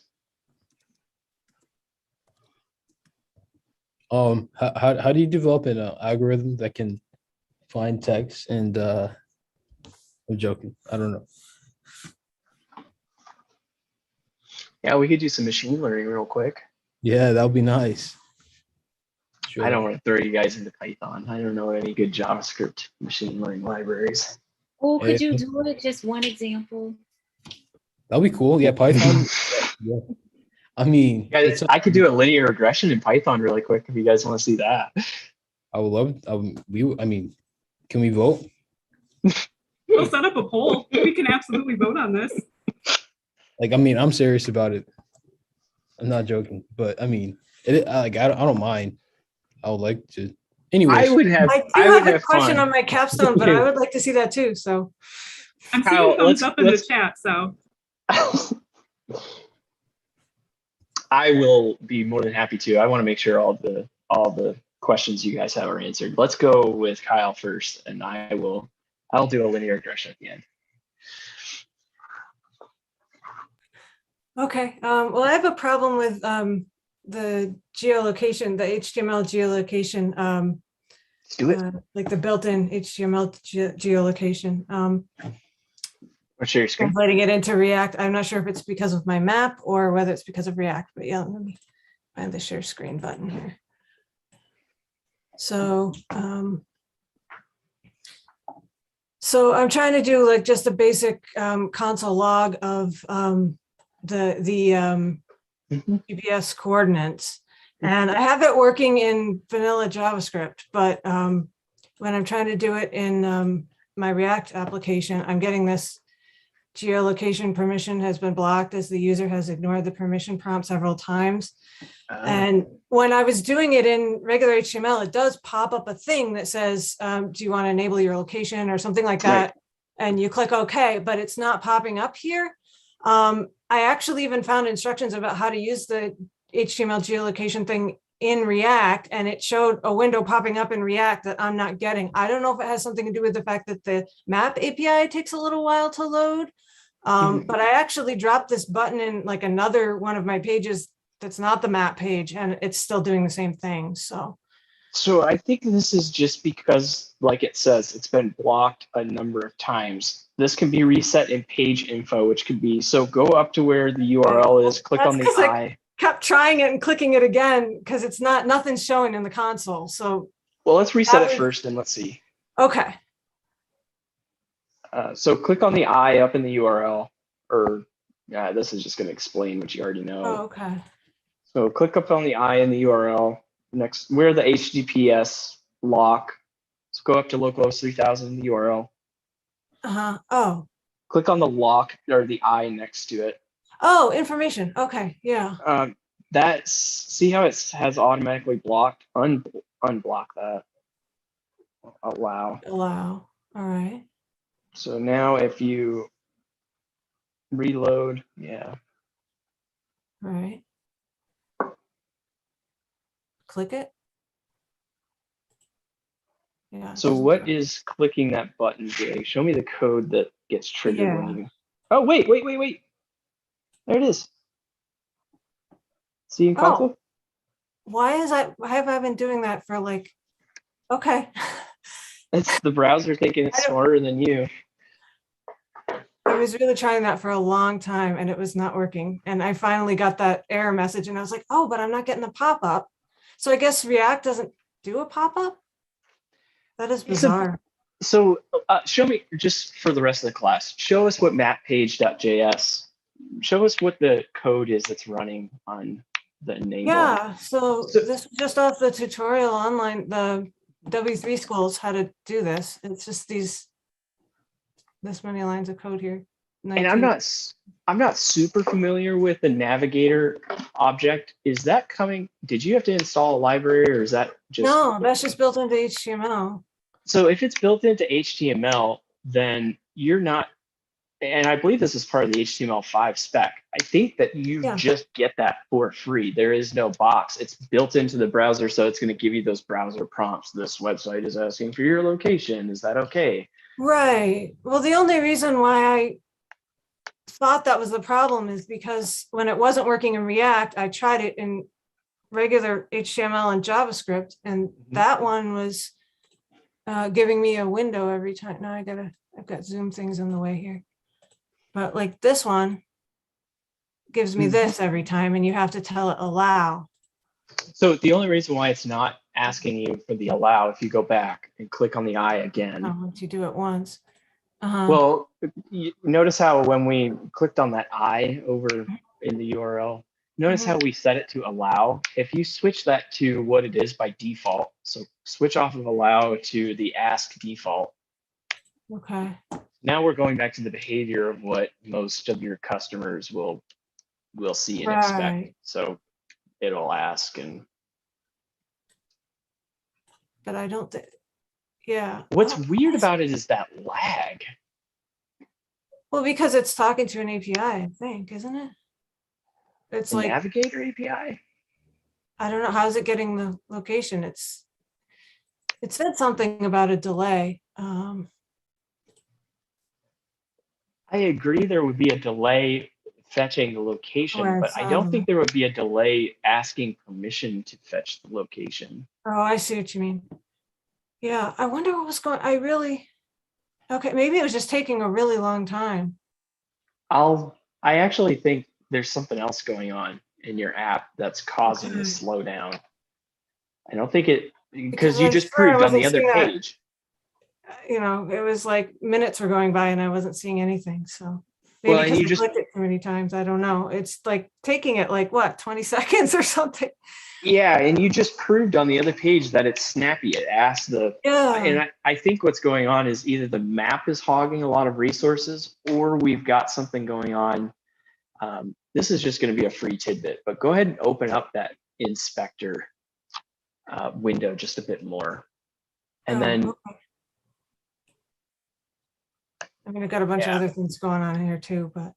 Well, here, just for your own knowledge, notice how when you were opening up the inspector, how slow and sluggish that was. When when your window resizes are taking a long time, that tells you that something resource intensive is happening with your main page. So if Okay. you click on Performance tab, so we're idling right now, we're not doing anything, the map is rendered. If you click on the record icon up there in the top left, that circle, okay, hit record, Okay. give it a couple seconds. All right, hit stop. So this is going to show you what is happening in your app. This is really useful for when you are running into a performance issue. Either your app is taking a long time to load or it's sluggish.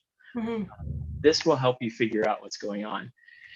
So see all those little chunks, all those little slices up there? Oh, there's pictures of my website. Right. So for those 10 seconds, this is a picture of each frame that was being rendered. And if you scroll down and look at what is going on in this pie chart, you can see, scroll up just a little bit more, open that up. Oh, wait, no. Oh, yeah, you can zoom in on different areas in here. Okay. But that summary, that bottom. This part. Yep. I just over the wrong thing when I. So if you scroll to the middle, you can see how much time is being spent. So the web page is completely idle. Let's click on the call tree tab. No, okay, we have nothing here. I wonder if Zoom was doing something just now no, because I wasn't zooming earlier and I was actually seemed a little quicker this time. Maybe just because we were talking and I wasn't waiting impatiently for it. So let's do this. Hit the right next to where you hit the record button up in the top left. Hit that circle with a cross through it, that disable. Oh, okay. Yep, so clear this. Okay, hit the record button again. Now go and click the enable my location button. Okay. It took like 20 seconds to come back, so maybe we should let it record for a while. Yeah, I'm wondering if you go and switch to the console tab, leave performance running, click on console. You can't see the console. You can't? Okay. No. All right, we'll give it a sec.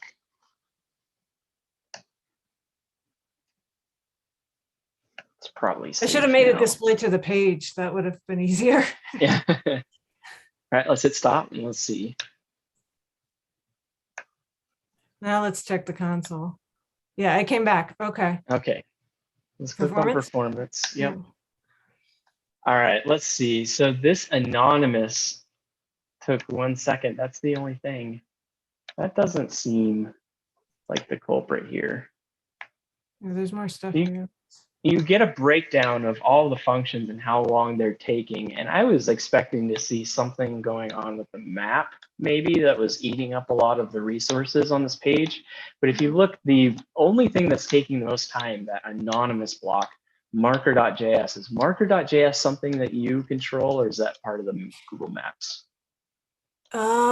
It's part of Google Maps. I don't remember naming anything that, but it's probably representing the markers on the map. Like there's a capital M marker that's like the HTML thing that you use to make it display the marker. Yeah. Are you rendering the markers yourself? Some of them. There are like default ones that show, whatever Google puts on there automatically, but.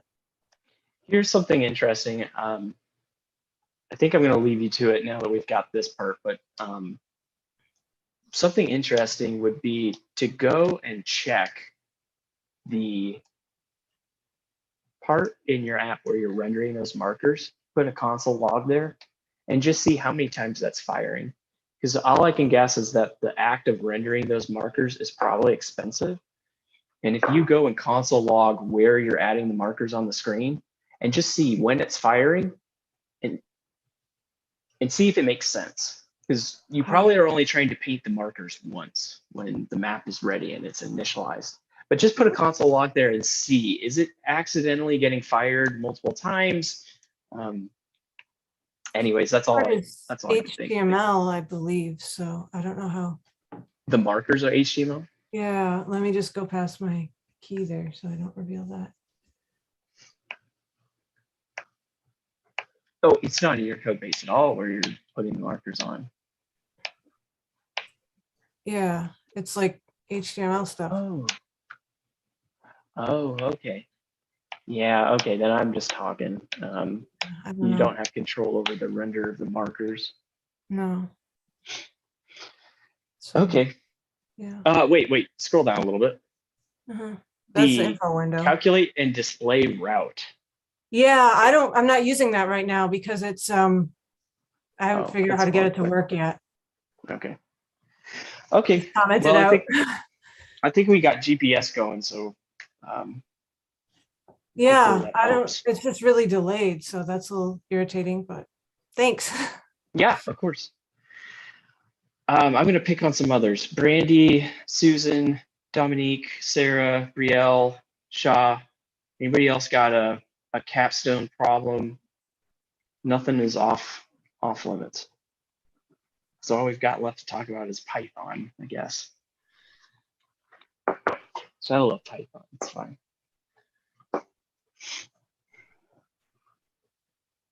Hey Nathan, this is Shah. Hey, Shaw. I can add HTTPS. When I add HTTPS to my fetch, I get an error. You want to share your screen? Show us. Yeah, sure. Thank you.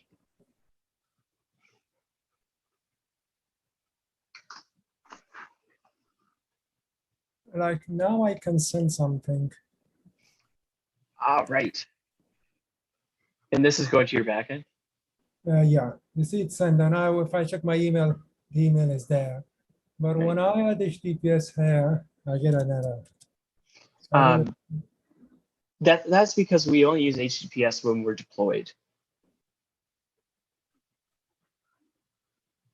Because HTTPS doesn't work locally without a lot of weird setup that we don't typically do for local development. So when you're running locally, you would use HTTP. When you're running deployed, that's when you would want to switch to HTTPS. okay. Does that make sense? Yeah, makes sense. Oh, that was quick. Thank you. Actually, but Shaw, let me. So the question is, how are you going to know when you're deployed? How will you know when to use HTTP versus HTTPS? I tried deployment, I think, because of the issues that I had with Namecheap. So I was able to send and receive emails from Heroku, but I couldn't add the name servers and also pointed to Heroku domain. So what I'm referring to is, see how you have HTTP localhost 4000 in there? When you deploy to Heroku, when you deploy your front end, you're not going to have access to localhost 4000 once you're running on Heroku.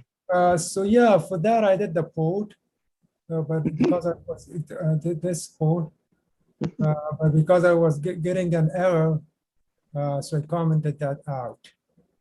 Okay. So I think in my case, first I have to solve the issue with Namecheap, and then enable DNS and other stuff. Okay.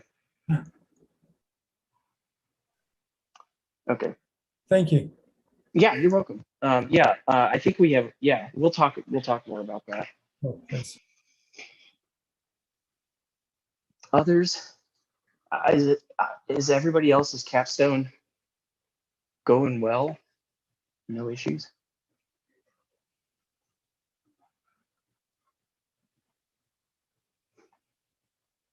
I mean, if you've got a problem that you think I won't be able to solve, by all means try me. I mean, I'm not a Node.js expert, but I'm more than willing to learn and try to help. So Nathan, I just wanted to toss out, this is Latonia. I had hoped to have my logins, my Auth0 stuff in. And I just didn't get a chance to do it. So I may have no worries. questions for you afterwards. So hopefully you'll still be available to like all of Yeah, this. But I think the documents you gave us are like really great. So I think I should be okay. But I just want to put it out there that I may be reaching out for help. Okay, sure.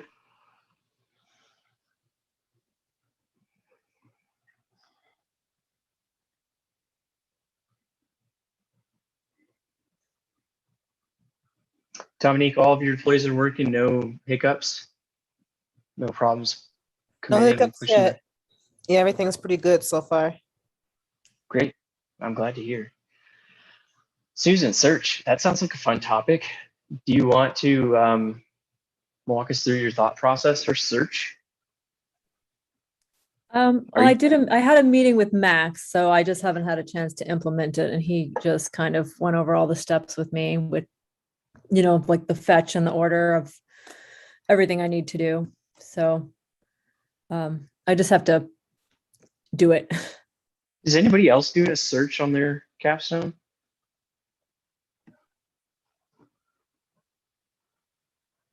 So, Susan, for our edification, what's the process that you're thinking for doing the search? Well, I didn't write it all down, so I have to rewatch because he went over the steps with me, but just I have to fetch the data from the front, using the search in the front with JavaScript, I'm going to fetch to the back and get all, search all, and something like that. And that's basically it. But I mean, there were more steps than that. Right.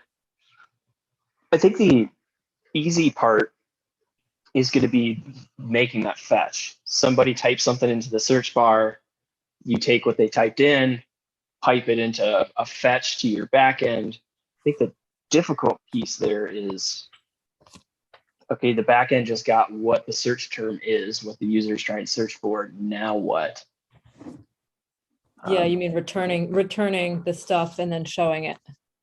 Well, yeah, returning is one piece, but also what does search look like with Postgres?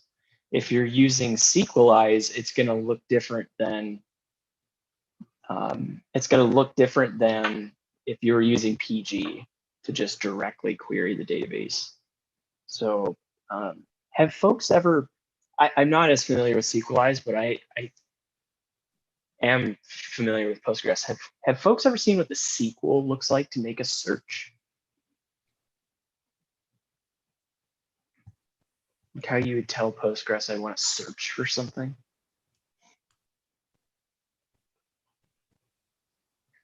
I am not sure. Susan, are you going to use Sequelize for your backend? Yes, I did. I am. Okay. He showed me something called iLike, which would make it so I could search. There you go. Yeah. Yes. So I don't know what the Sequelize looks like. I'll be honest. I don't know Sequelize too well, but I do know Postgres. So if we have a table called items and we do a select all from items. Okay, I'm going to insert another row just to make this example a little bit better. Insert into items. Let's give it some glasses. We'll give it a price of $20 and we'll pass it an empty object to satisfy metadata. There we go. Select all from items. Okay, so we have two rows in my items table. We have a cups and a glasses. So let's say that in my capstone, users want to search for different items, just like you go to Amazon.com and search for an item to buy. we want to do a search with Postgres, we have two options. We can do a select all from items where name equals. So what goes into this box would be whatever the user is searching for. So if they typed in the search bar, we're looking for cups, we would pass that to SQL and we'd say, we're searching for cups. And that is your extremely basic search. But what if someone was doing this? What if they had just started typing in the word cups and we wanted to go ahead and autocomplete, or we wanted to go ahead and start searching for that item before they got done? Well, if we do that, it's not going to work because the where, we're doing a direct equality check. We were looking for anything that has the exact word of CU. So we're looking for any names that equal CU. So this won't return anything. But what you can do is say I like, where name is like, no. There we go. So I like or like will do the same thing, and I'll mention what the difference between those two things are. But if you take what the user entered and you put these percent signs around it when you feed it into Postgres, these percent signs act like wildcards. They act like this. So that means that anything can be on either the left or the right side of what you're searching for. So that would be how you would search. You could do the same thing where you just pass in glass and it would return glasses.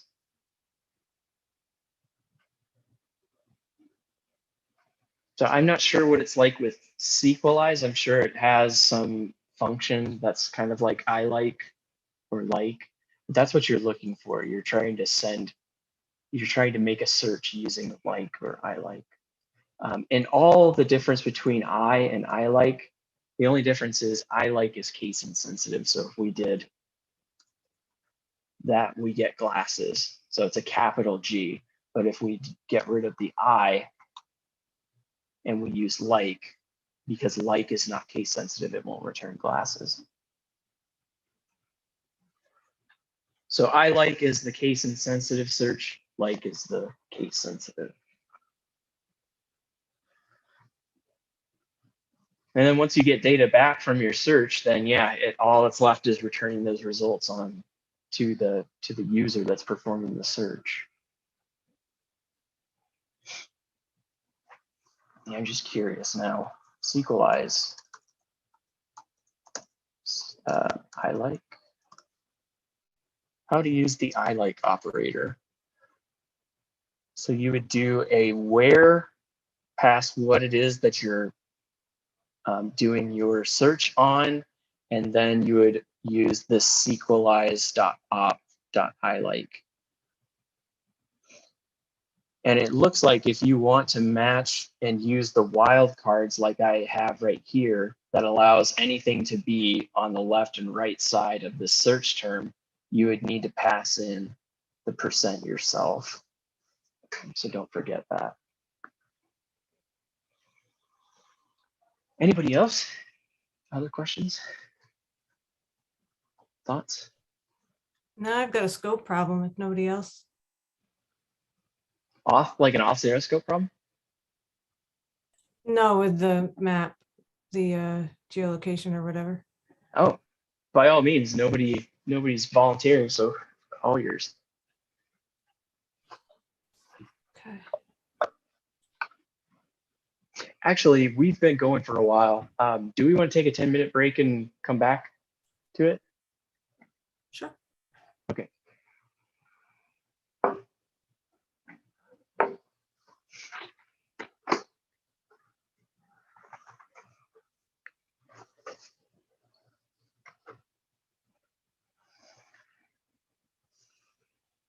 $7:45, cool.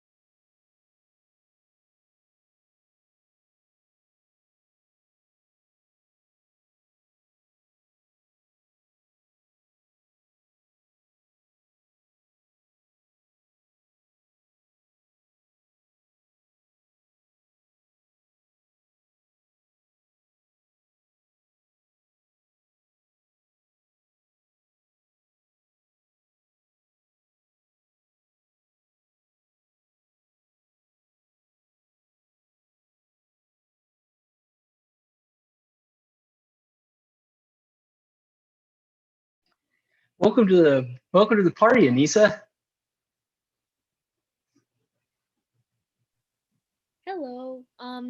So I'm Anissa. Sorry, I'm here to kind of shadow. I'm gonna be instructing next week. Hold on. You're probably just talking to me because everybody's on break right now. Okay, yeah, no Nice to worries. meet you. Hi, yeah, I'm glad I'm just talking to you actually. It's good. Yeah, but nice to meet you. What's your name? My name's Nathan. Nathan. Okay, I'm Anissa. Yeah, so I'll be instructing next week. So I just wanted to hop on to kind of take a look at the way you run things and just really sit in because this will be my first time teaching with Hack Upstate next week. So if you don't mind, Jesse gave me the go, so I need the second go from you, and I'll just shadow for a little bit if you're okay with that. Oh, absolutely, 100%. I will give you a warning though. Today is kind of a free for all. I Okay, think, in sure. fact, I'm about to do a Python linear regression. Okay. No worries. I I just kind of want to we're see interaction and just, what oh, what sure. that looks like. So I'll probably be here for maybe half an hour or so and then I'll drop off. But thanks, Nathan, for the welcome. Oh, yeah. Actually, do you want to do that again here? I think we're 7:45. So at 7:45, everybody should be back from break. Do you want me to introduce you and you can say hello Sure. and Yeah, that cool. would be great. I'm not visually presentable at this time, but yeah, I'll love to introduce myself via audio. Cool. Okay, Cool. I will do great. that. Yeah, so 7:45, I'll just mute myself until you get started, and then whenever you give me my cue, I'll drop in. All Sounds good. right, thanks, Nathan.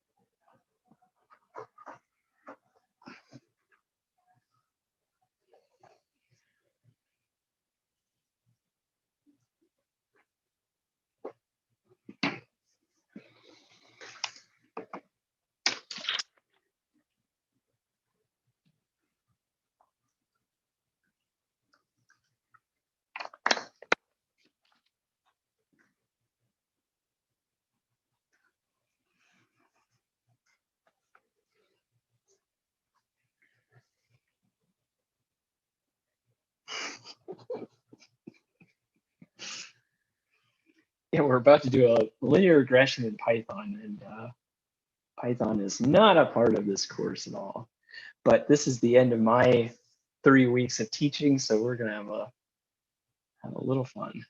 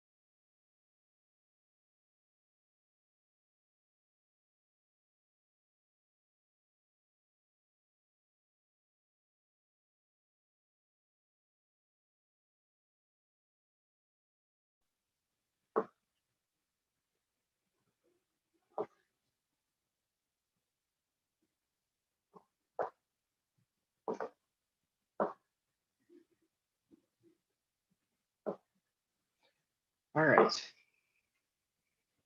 So before we jump back into it, we have a special guest with us today.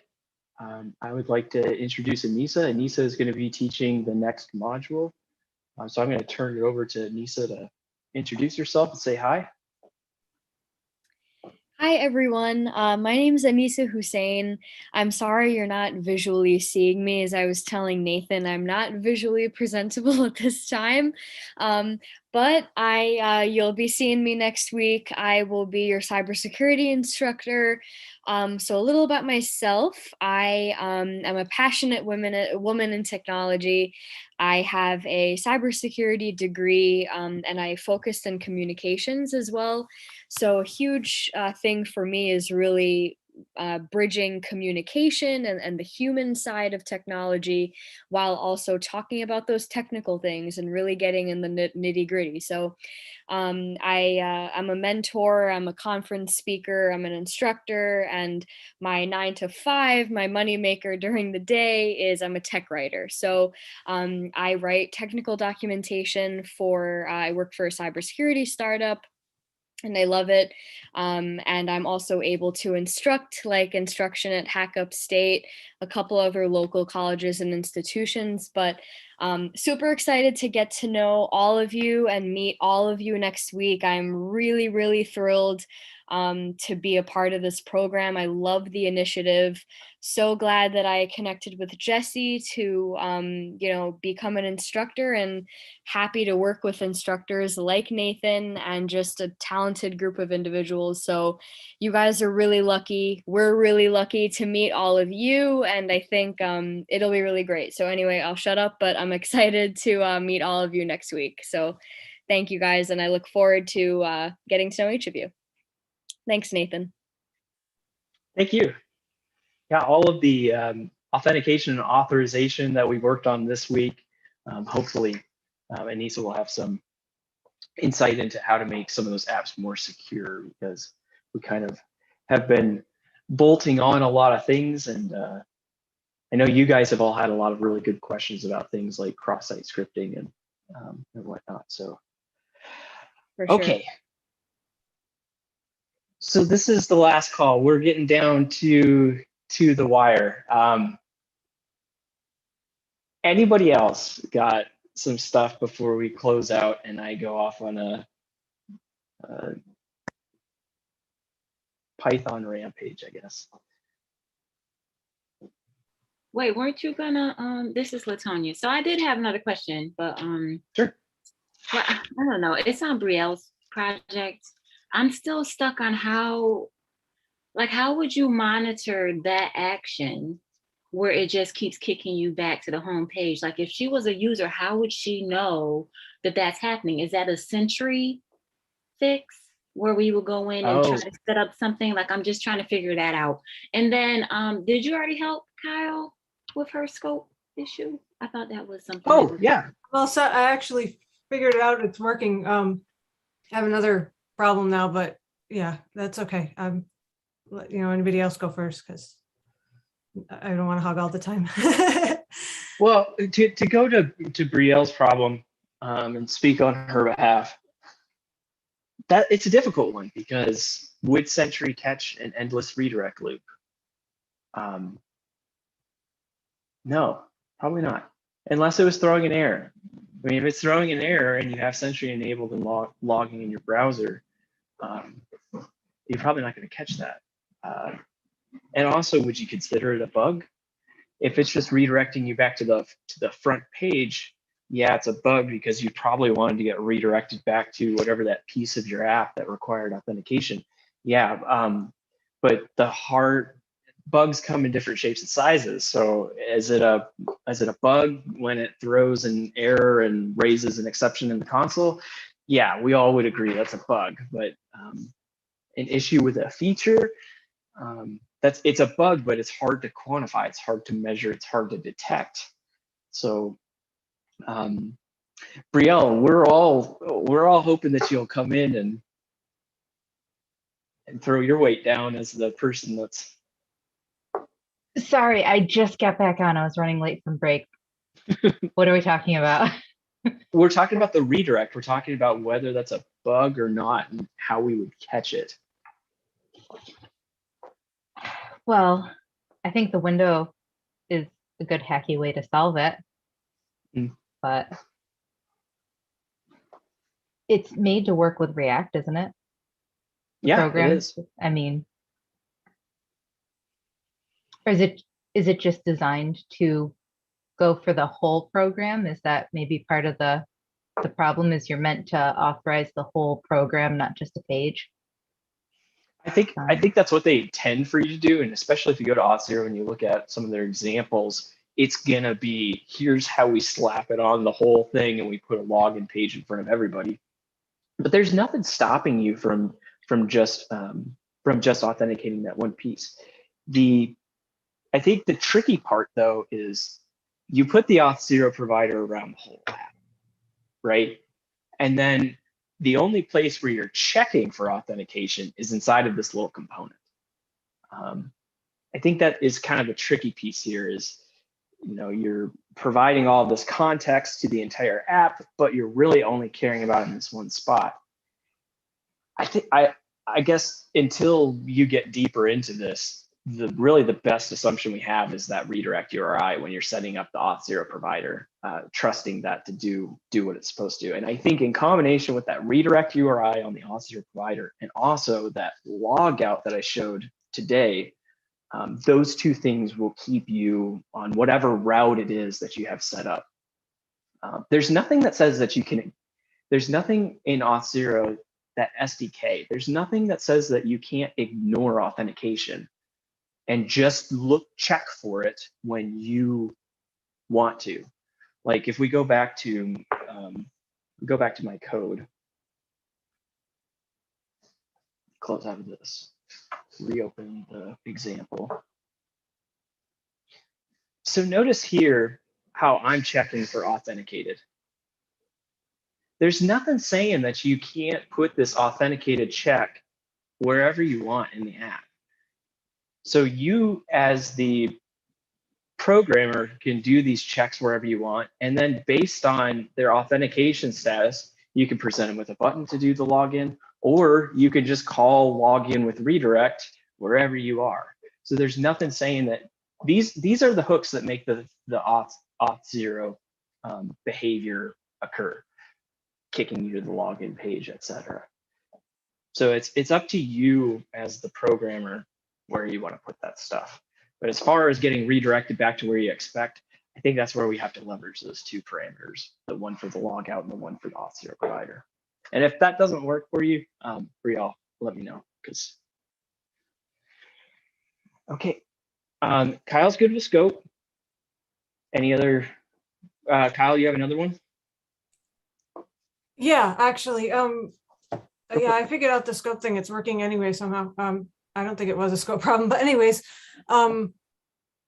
so an object should be able to have one of the values be a negative number, right? Like that should work, right? Can objects have values with negative numbers? Absolutely. Yeah. Okay. Hold on, let me share my screen. All right, so the latitude and longitude takes, the longitude has a negative number here. So I've got my map with the geolocation recentering on my location now with a marker. And of course, it's going to take a second because it's been so delayed. But nice. It thinks I'm in Georgia, the country. And it took me a second to figure this out, but actually, how do I get these Zoom things out of the way? Oh, cool. All right. If I go in regular Google Maps and put the number, like I copied and pasted these numbers into the URL here, and it gives me the correct location. But if I take the negative out, it puts me in Georgia. Got it. So it's not recognizing the negative for some reason. So let's go into code. Where are you passing in those values?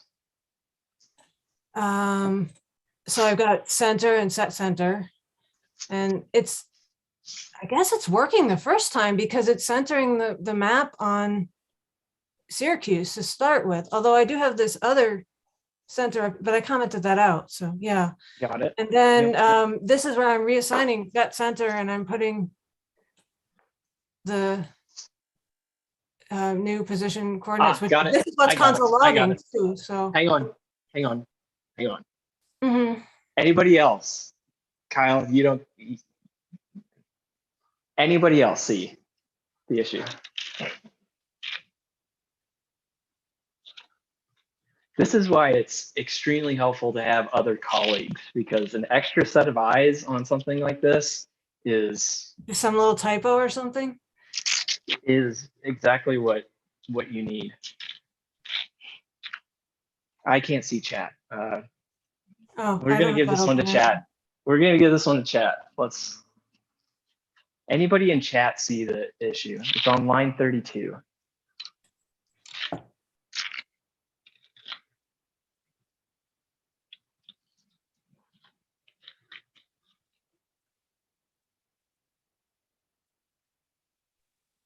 I think she needs a Got it, Oh, put Susan. latitude Latitude. 20. Susan beat you to it. Susan beat you to it. Oh my goodness. Okay. Susan, you Yeah. win a free I was Ford copying and Fiesta. pasting. All right. That should fix it. Oh my goodness. Thank you.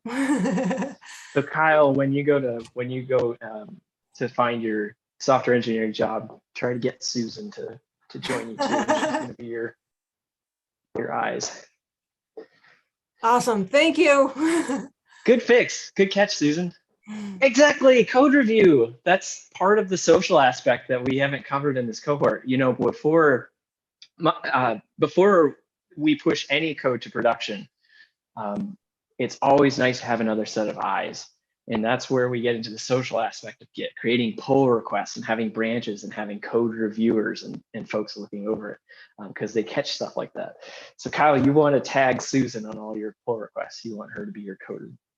Yes, thank you so much. I might have gotten that eventually, but it would have taken me longer. And I was kind of set on the negative thing because I was having a problem with that when I was first doing this way back, like in module 4 or 5, whenever I first tried the mapping in regular JavaScript. So thank you. Isn't that what happens? You stare at the code for so long and you're fixated on what it should look like or what it has looked like. You just need those fresh eyes to help out. Yeah, exactly. Yeah, just like with grammar, it's hard to pick out your spelling mistakes when you wrote it yourself. That was a good one. You guys are bringing up all the good cases. Anybody else got something? Anybody needs a little bit of code review from the rest of the group? What data type did you use? That's a good question. What kind of data type was that we saw? Are you asking me or other people? Anybody that knows, what is the data type that was being used? That was an object. With the latitude It's an and the object. longitude as keys and numbers as the values in the keys, in the object, I mean. Yep. In JavaScript, it's just numbers. Can we get more precise than that? Specifically, what kind of number it was?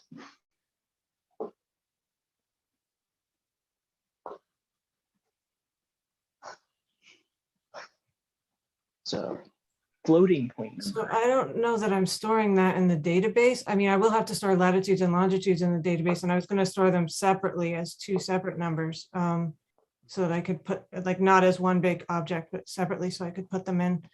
But for that geolocation thing, it's just in the browser because it's wherever the person is when they're running it. So Kyle, can I ask you what are the reasons that you would need to store the positions, the latitude and longitude? Like, why would you be adding that into the database? To display it on the map and then give the person directions from where they are to whatever the specific site is. And then I was wanting to have it automatically play at a certain latitude and longitude as well, but I don't know if I'll be able to get to that before the presentation, but that's how Google Maps is displaying things. Okay, I just assumed it was pulling all the stuff from the Google Maps for the different uses you needed it. So that's why I asked. Yeah, but I'm adding things to Google Maps as well, like customizing, adding custom markers and things at specific locations. Yeah. Nice.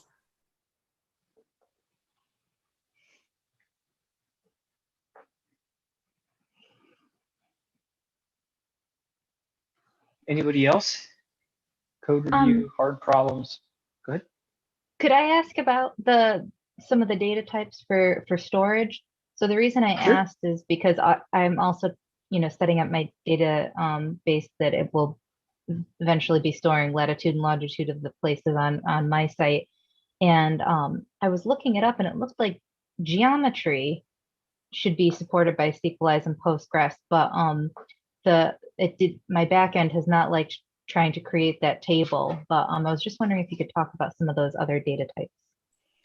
Yeah, I Yeah, haven't gotten so- that far into looking at specific data types. I just assumed I was going to store it as an integer, but. Oh, no, sorry, it would have to be a float because it has decimals in it, but Right. yeah. Right. So let's look. Postgres data types. I have not done geometry before, so I'm just as curious. If you go and Google Postgres data types, these are all the data types that Postgres supports. So here's geometric types. So we've got a point, which is a storage of 16 bytes.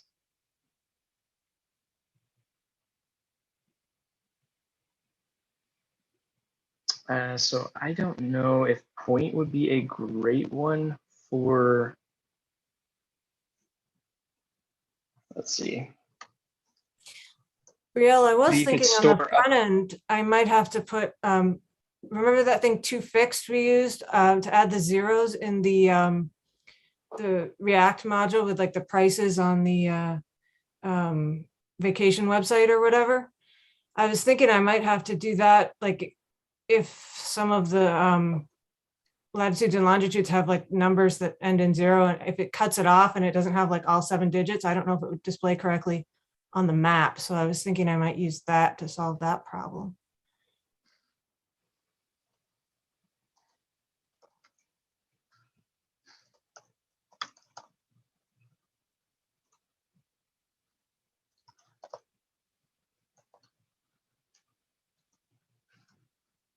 Okay, so I've created a table that contains an ID and a point.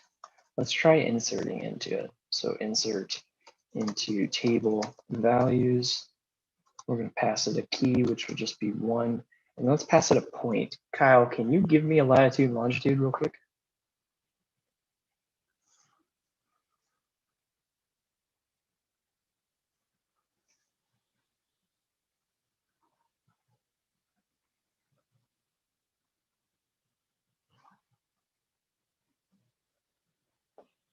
Okay.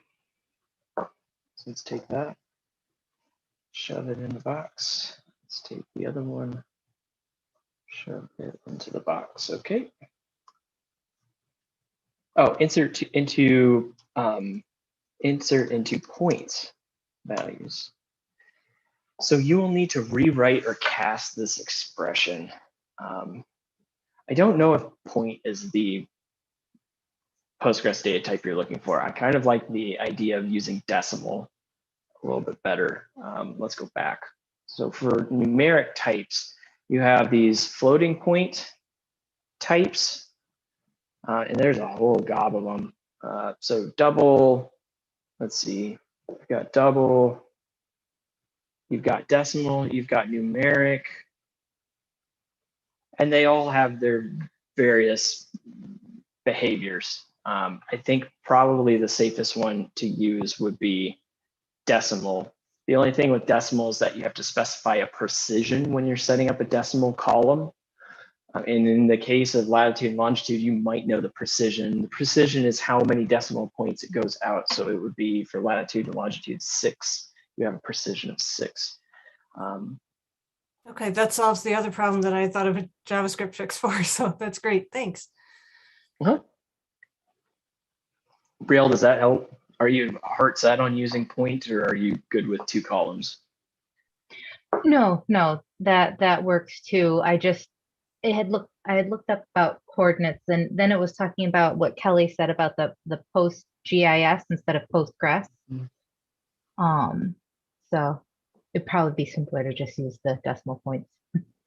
Thanks. And isn't the point of using some of these primitives like or using PostGIS, isn't the point of it that it will in memory do spatial computations for you? Kelly, you're the expert. I had no idea what anything about GIS. I'm not the expert here. I happened to see this because I thought this was a really interesting research question, and I saw that it looks like it will compute it for you instead of you having to do the conversion, just what I'm assuming the benefit is. Because I think when you buy into PostGIS, you can do things like select, and you can say, I want to select all rows that have a latitude and longitude within this geospatial area, and you can express that as a SQL statement instead of needing to write your own code where you take the latitude and longitude and then you Pythagorean's theorem and all of that. All that stuff. Yeah, you can straight up like select from where and like just straight up write your SQL query.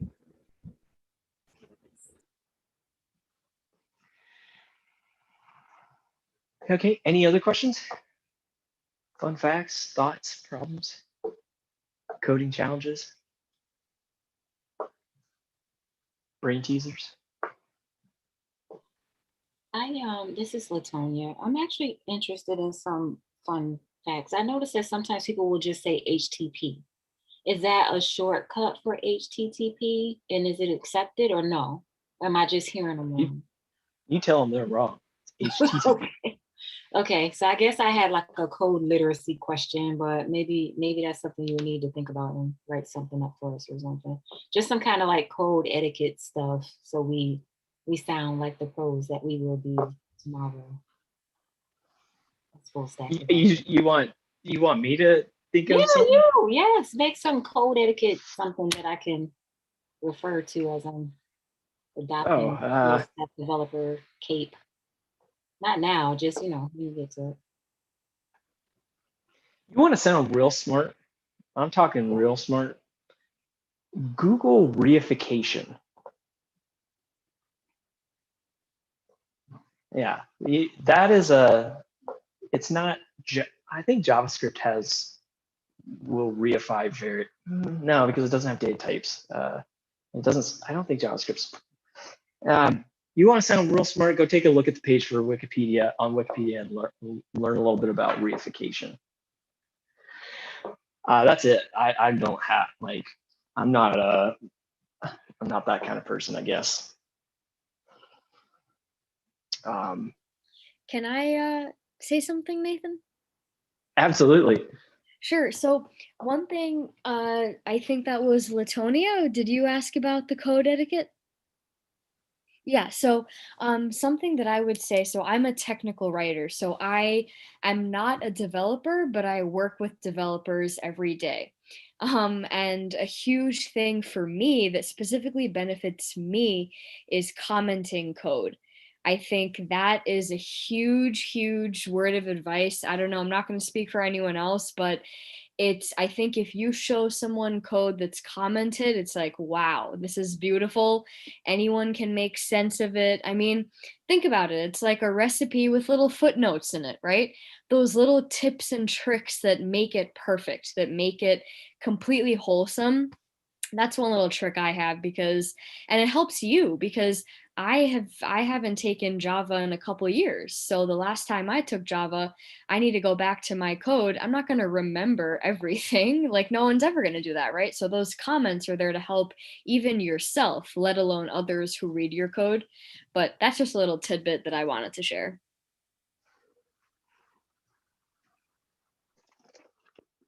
That is a really good point, and I'm trying to find my copy. I don't have it around.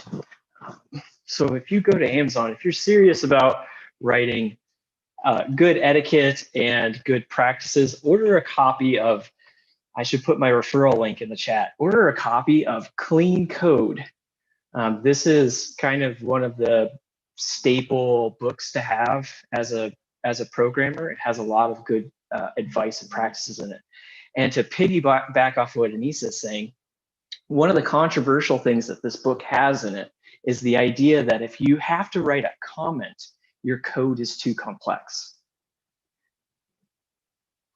And it uses comments not necessarily as a bad thing, but as a code smell almost. If you need to document and you need to explain something in your code, think about if a comment is the right thing to do, or if maybe by refactoring your code or simplifying what your code does, you could get away with not using a comment. And a good example of that would be, if we look at one of my functions in the back end.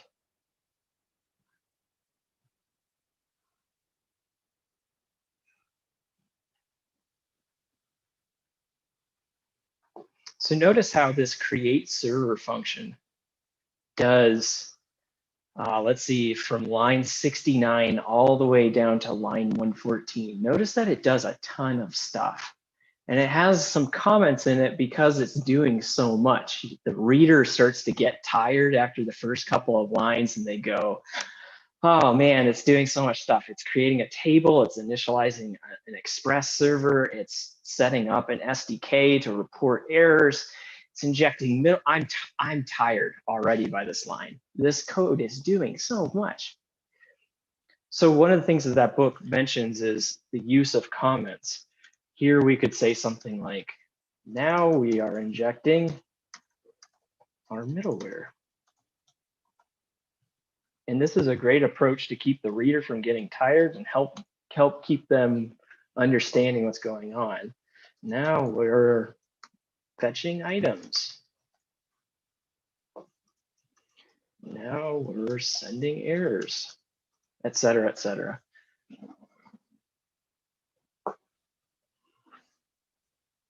But the other school of thought is there's so much going on here that the reader is getting tired. What if we were to decompose this into a lot of smaller functions that were specifically doing each of these tasks, as opposed to here's one function and here's 90 lines of instructions for that one function. So if you check out that book, that has a lot of the programmer etiquette, different things to think about while you're making your code clean, easy to read for people. Thank you for sharing that. So is that a book by coders for coders? Because one of the things I found is that sometimes I didn't understand what people were saying because they just assumed I was already a coder as opposed to talking to me like I was not a coder. I'm trying to be a coder. And so I think that it depends on the audience. And so definitely I'm going to look into the book and stuff, but I'm just curious if it's like code speak being pushed out to people who understand code speak. Well, don't sell yourself short. You are a coder. And yes, this book is written towards the writers of code. The dude that wrote it is really famous. He's known as Uncle Bob. This has been his deal. He loves talking about how to write clean code and write code that folks want to read, want to review, want to get excited about working. And so like, this is his whole passion. And if you read the book, I think the book examples are written in Java, not JavaScript, but they're all applicable no matter what language it is. So he doesn't get too deep into like, you need to know the fundamental, or you need to know the esoteric details of this language, but it's definitely something that I know everybody in this class can pick up and get something from.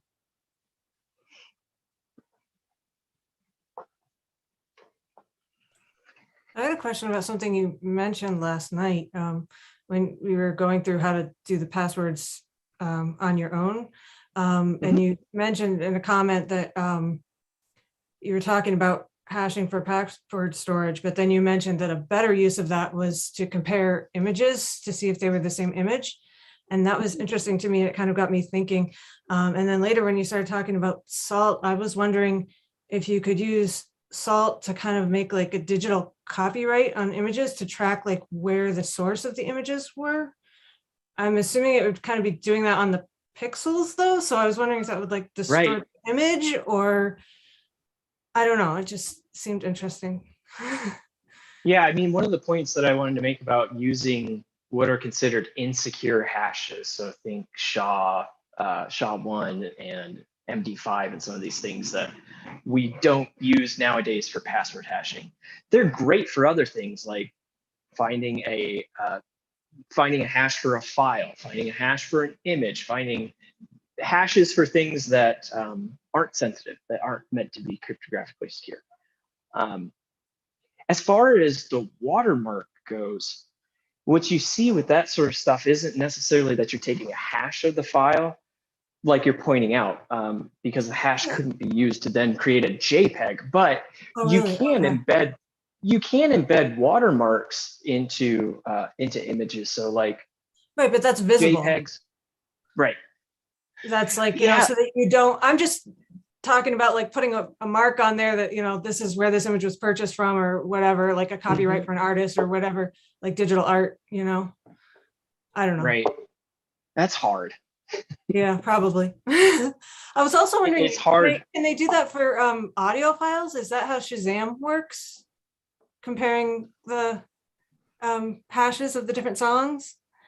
Well, I'll say that I think the two are similar. So let's say you wanted to put a watermark with the person that purchased the image into the image. So you could track, okay, this is the person that's giving it out for free.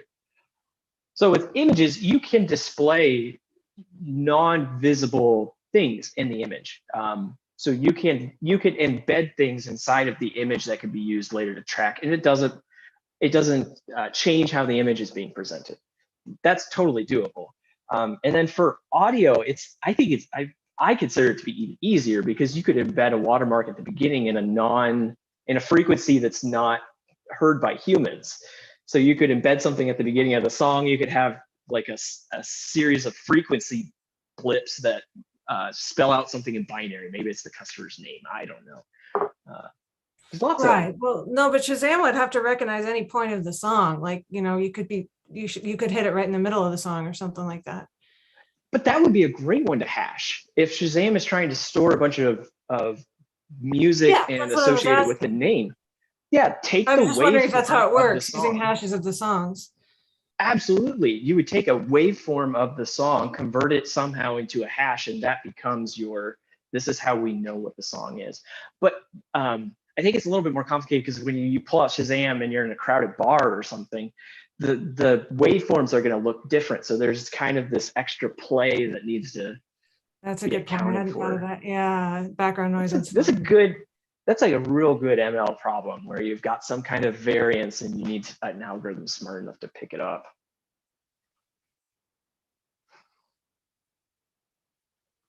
Other questions? These are fun ones. You guys only have 12 more minutes with me. It's the end of our three weeks.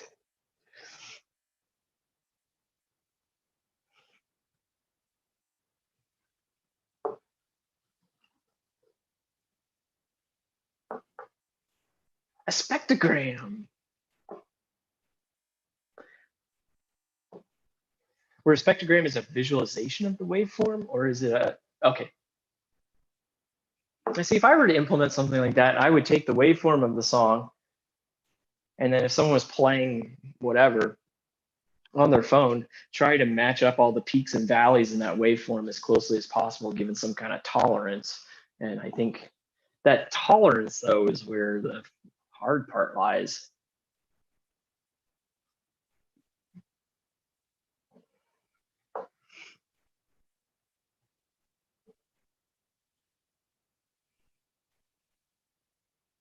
So I don't really want to show linear regression in Python. I think it's going to be a little too out there. Would you guys just like to see a little Python? And mainly by showing just a little bit of Python, I'd like to show that other programming languages really not that different. Once you know one, you kind of have clues into other languages. So let me share my screen. So we're at the end. We'll do something fun. So everybody has this on their Mac. Macs come pre-installed with Python. So if you go into a terminal and you say Python, you get the equivalent of what you would get if you went into a terminal and said Node. If you haven't done this with Node before, when you type Node, you get an interactive session. So you can evaluate statements. You can say let A equal 1. Same thing with Python. When you say Python in a terminal, you're going to get an interactive session with Python. Of course, like Node, we know that we can write big, long scripts and we can say Node, then the script name, and it will execute everything in the file. Same thing with Python. If you wanted to write a script with Python, you would say Python in the name of the file, and it would execute it just like Node. The only difference, though, between Python and JavaScript with respect to something simple, like let's take variables. So down here, we defined a box and we put the number 1 inside of a string and we stored it into A. So if we want to see A, we'll say console.log A. And it prints out 1, which is really a string. But with Python, to create a variable, you do something similar, except you don't even need to say let. You don't even need to say const. All you do is assign it into a box. That's it. And then with Node.js, if you want to print something out of string, you say console.log. With Python, you say print. You pass it the box that you want to print out. So same concept, just different terminology. That's it. Let's talk about arrays. So if we wanted to make an array in JavaScript, we would do something like this. So we got to make a new identifier. So we've got a box in JavaScript that holds 3 values. We want to do that in Python. You could say, looks pretty similar, right?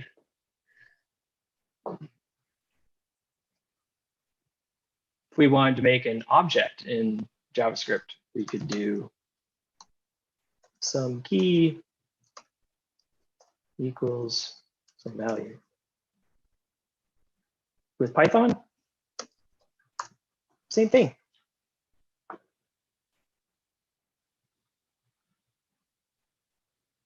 You're already a Python programmer and you didn't even know it. Congratulations. Let's see, what else? True, false. Let's talk about bools. Boolean values. So if we wanted to store the value false into a box with Python, it's the same thing, except it's an uppercase F. And for true, it would be an uppercase T.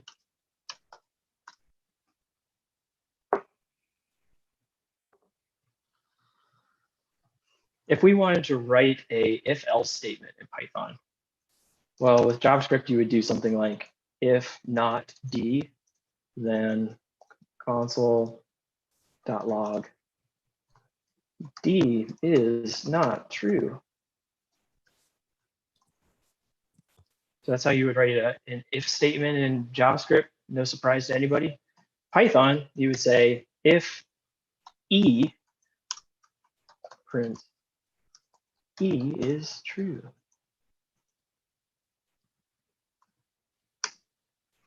So this is where Python is a little bit weird. Notice how I didn't do any curly braces.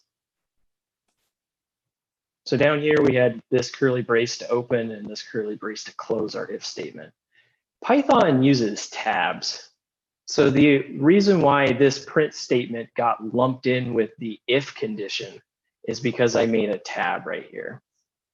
And then also notice the semicolon. The semicolon is a special thing that you put at the end of your if statements in Python. That's it.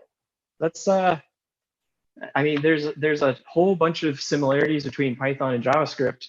It's just the little details that that you learn, and it's not a whole lot. JavaScript uses the word function. That's a keyword to define a new function. Python uses def.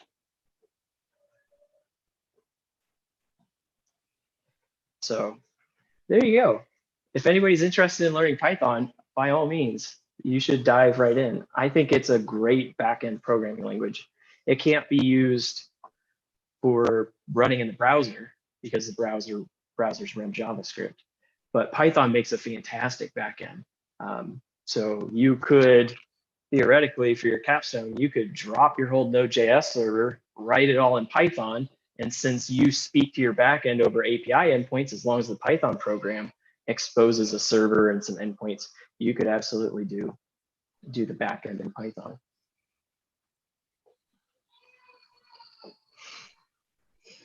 All right, so that's your little free tidbit of Python. If nobody else has any other questions, then we'll go ahead and call it here. Thank you guys for being here tonight.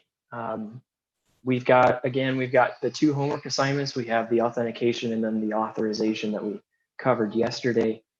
Those are due Sunday at midnight. So take your time, find a little spot in your capstone to be able to practice those things. And again, if it doesn't make sense for your demo day, by all means, feel free to take it out. It's been a pleasure to be your instructor for the last couple of weeks. I've had a whole bunch of fun and I've learned a whole bunch. You guys have all done great. I would be privileged to work with any of you. And with that, I will see whoever is interested Sunday at 11 for office hours. Awesome. Have a great rest of your evening.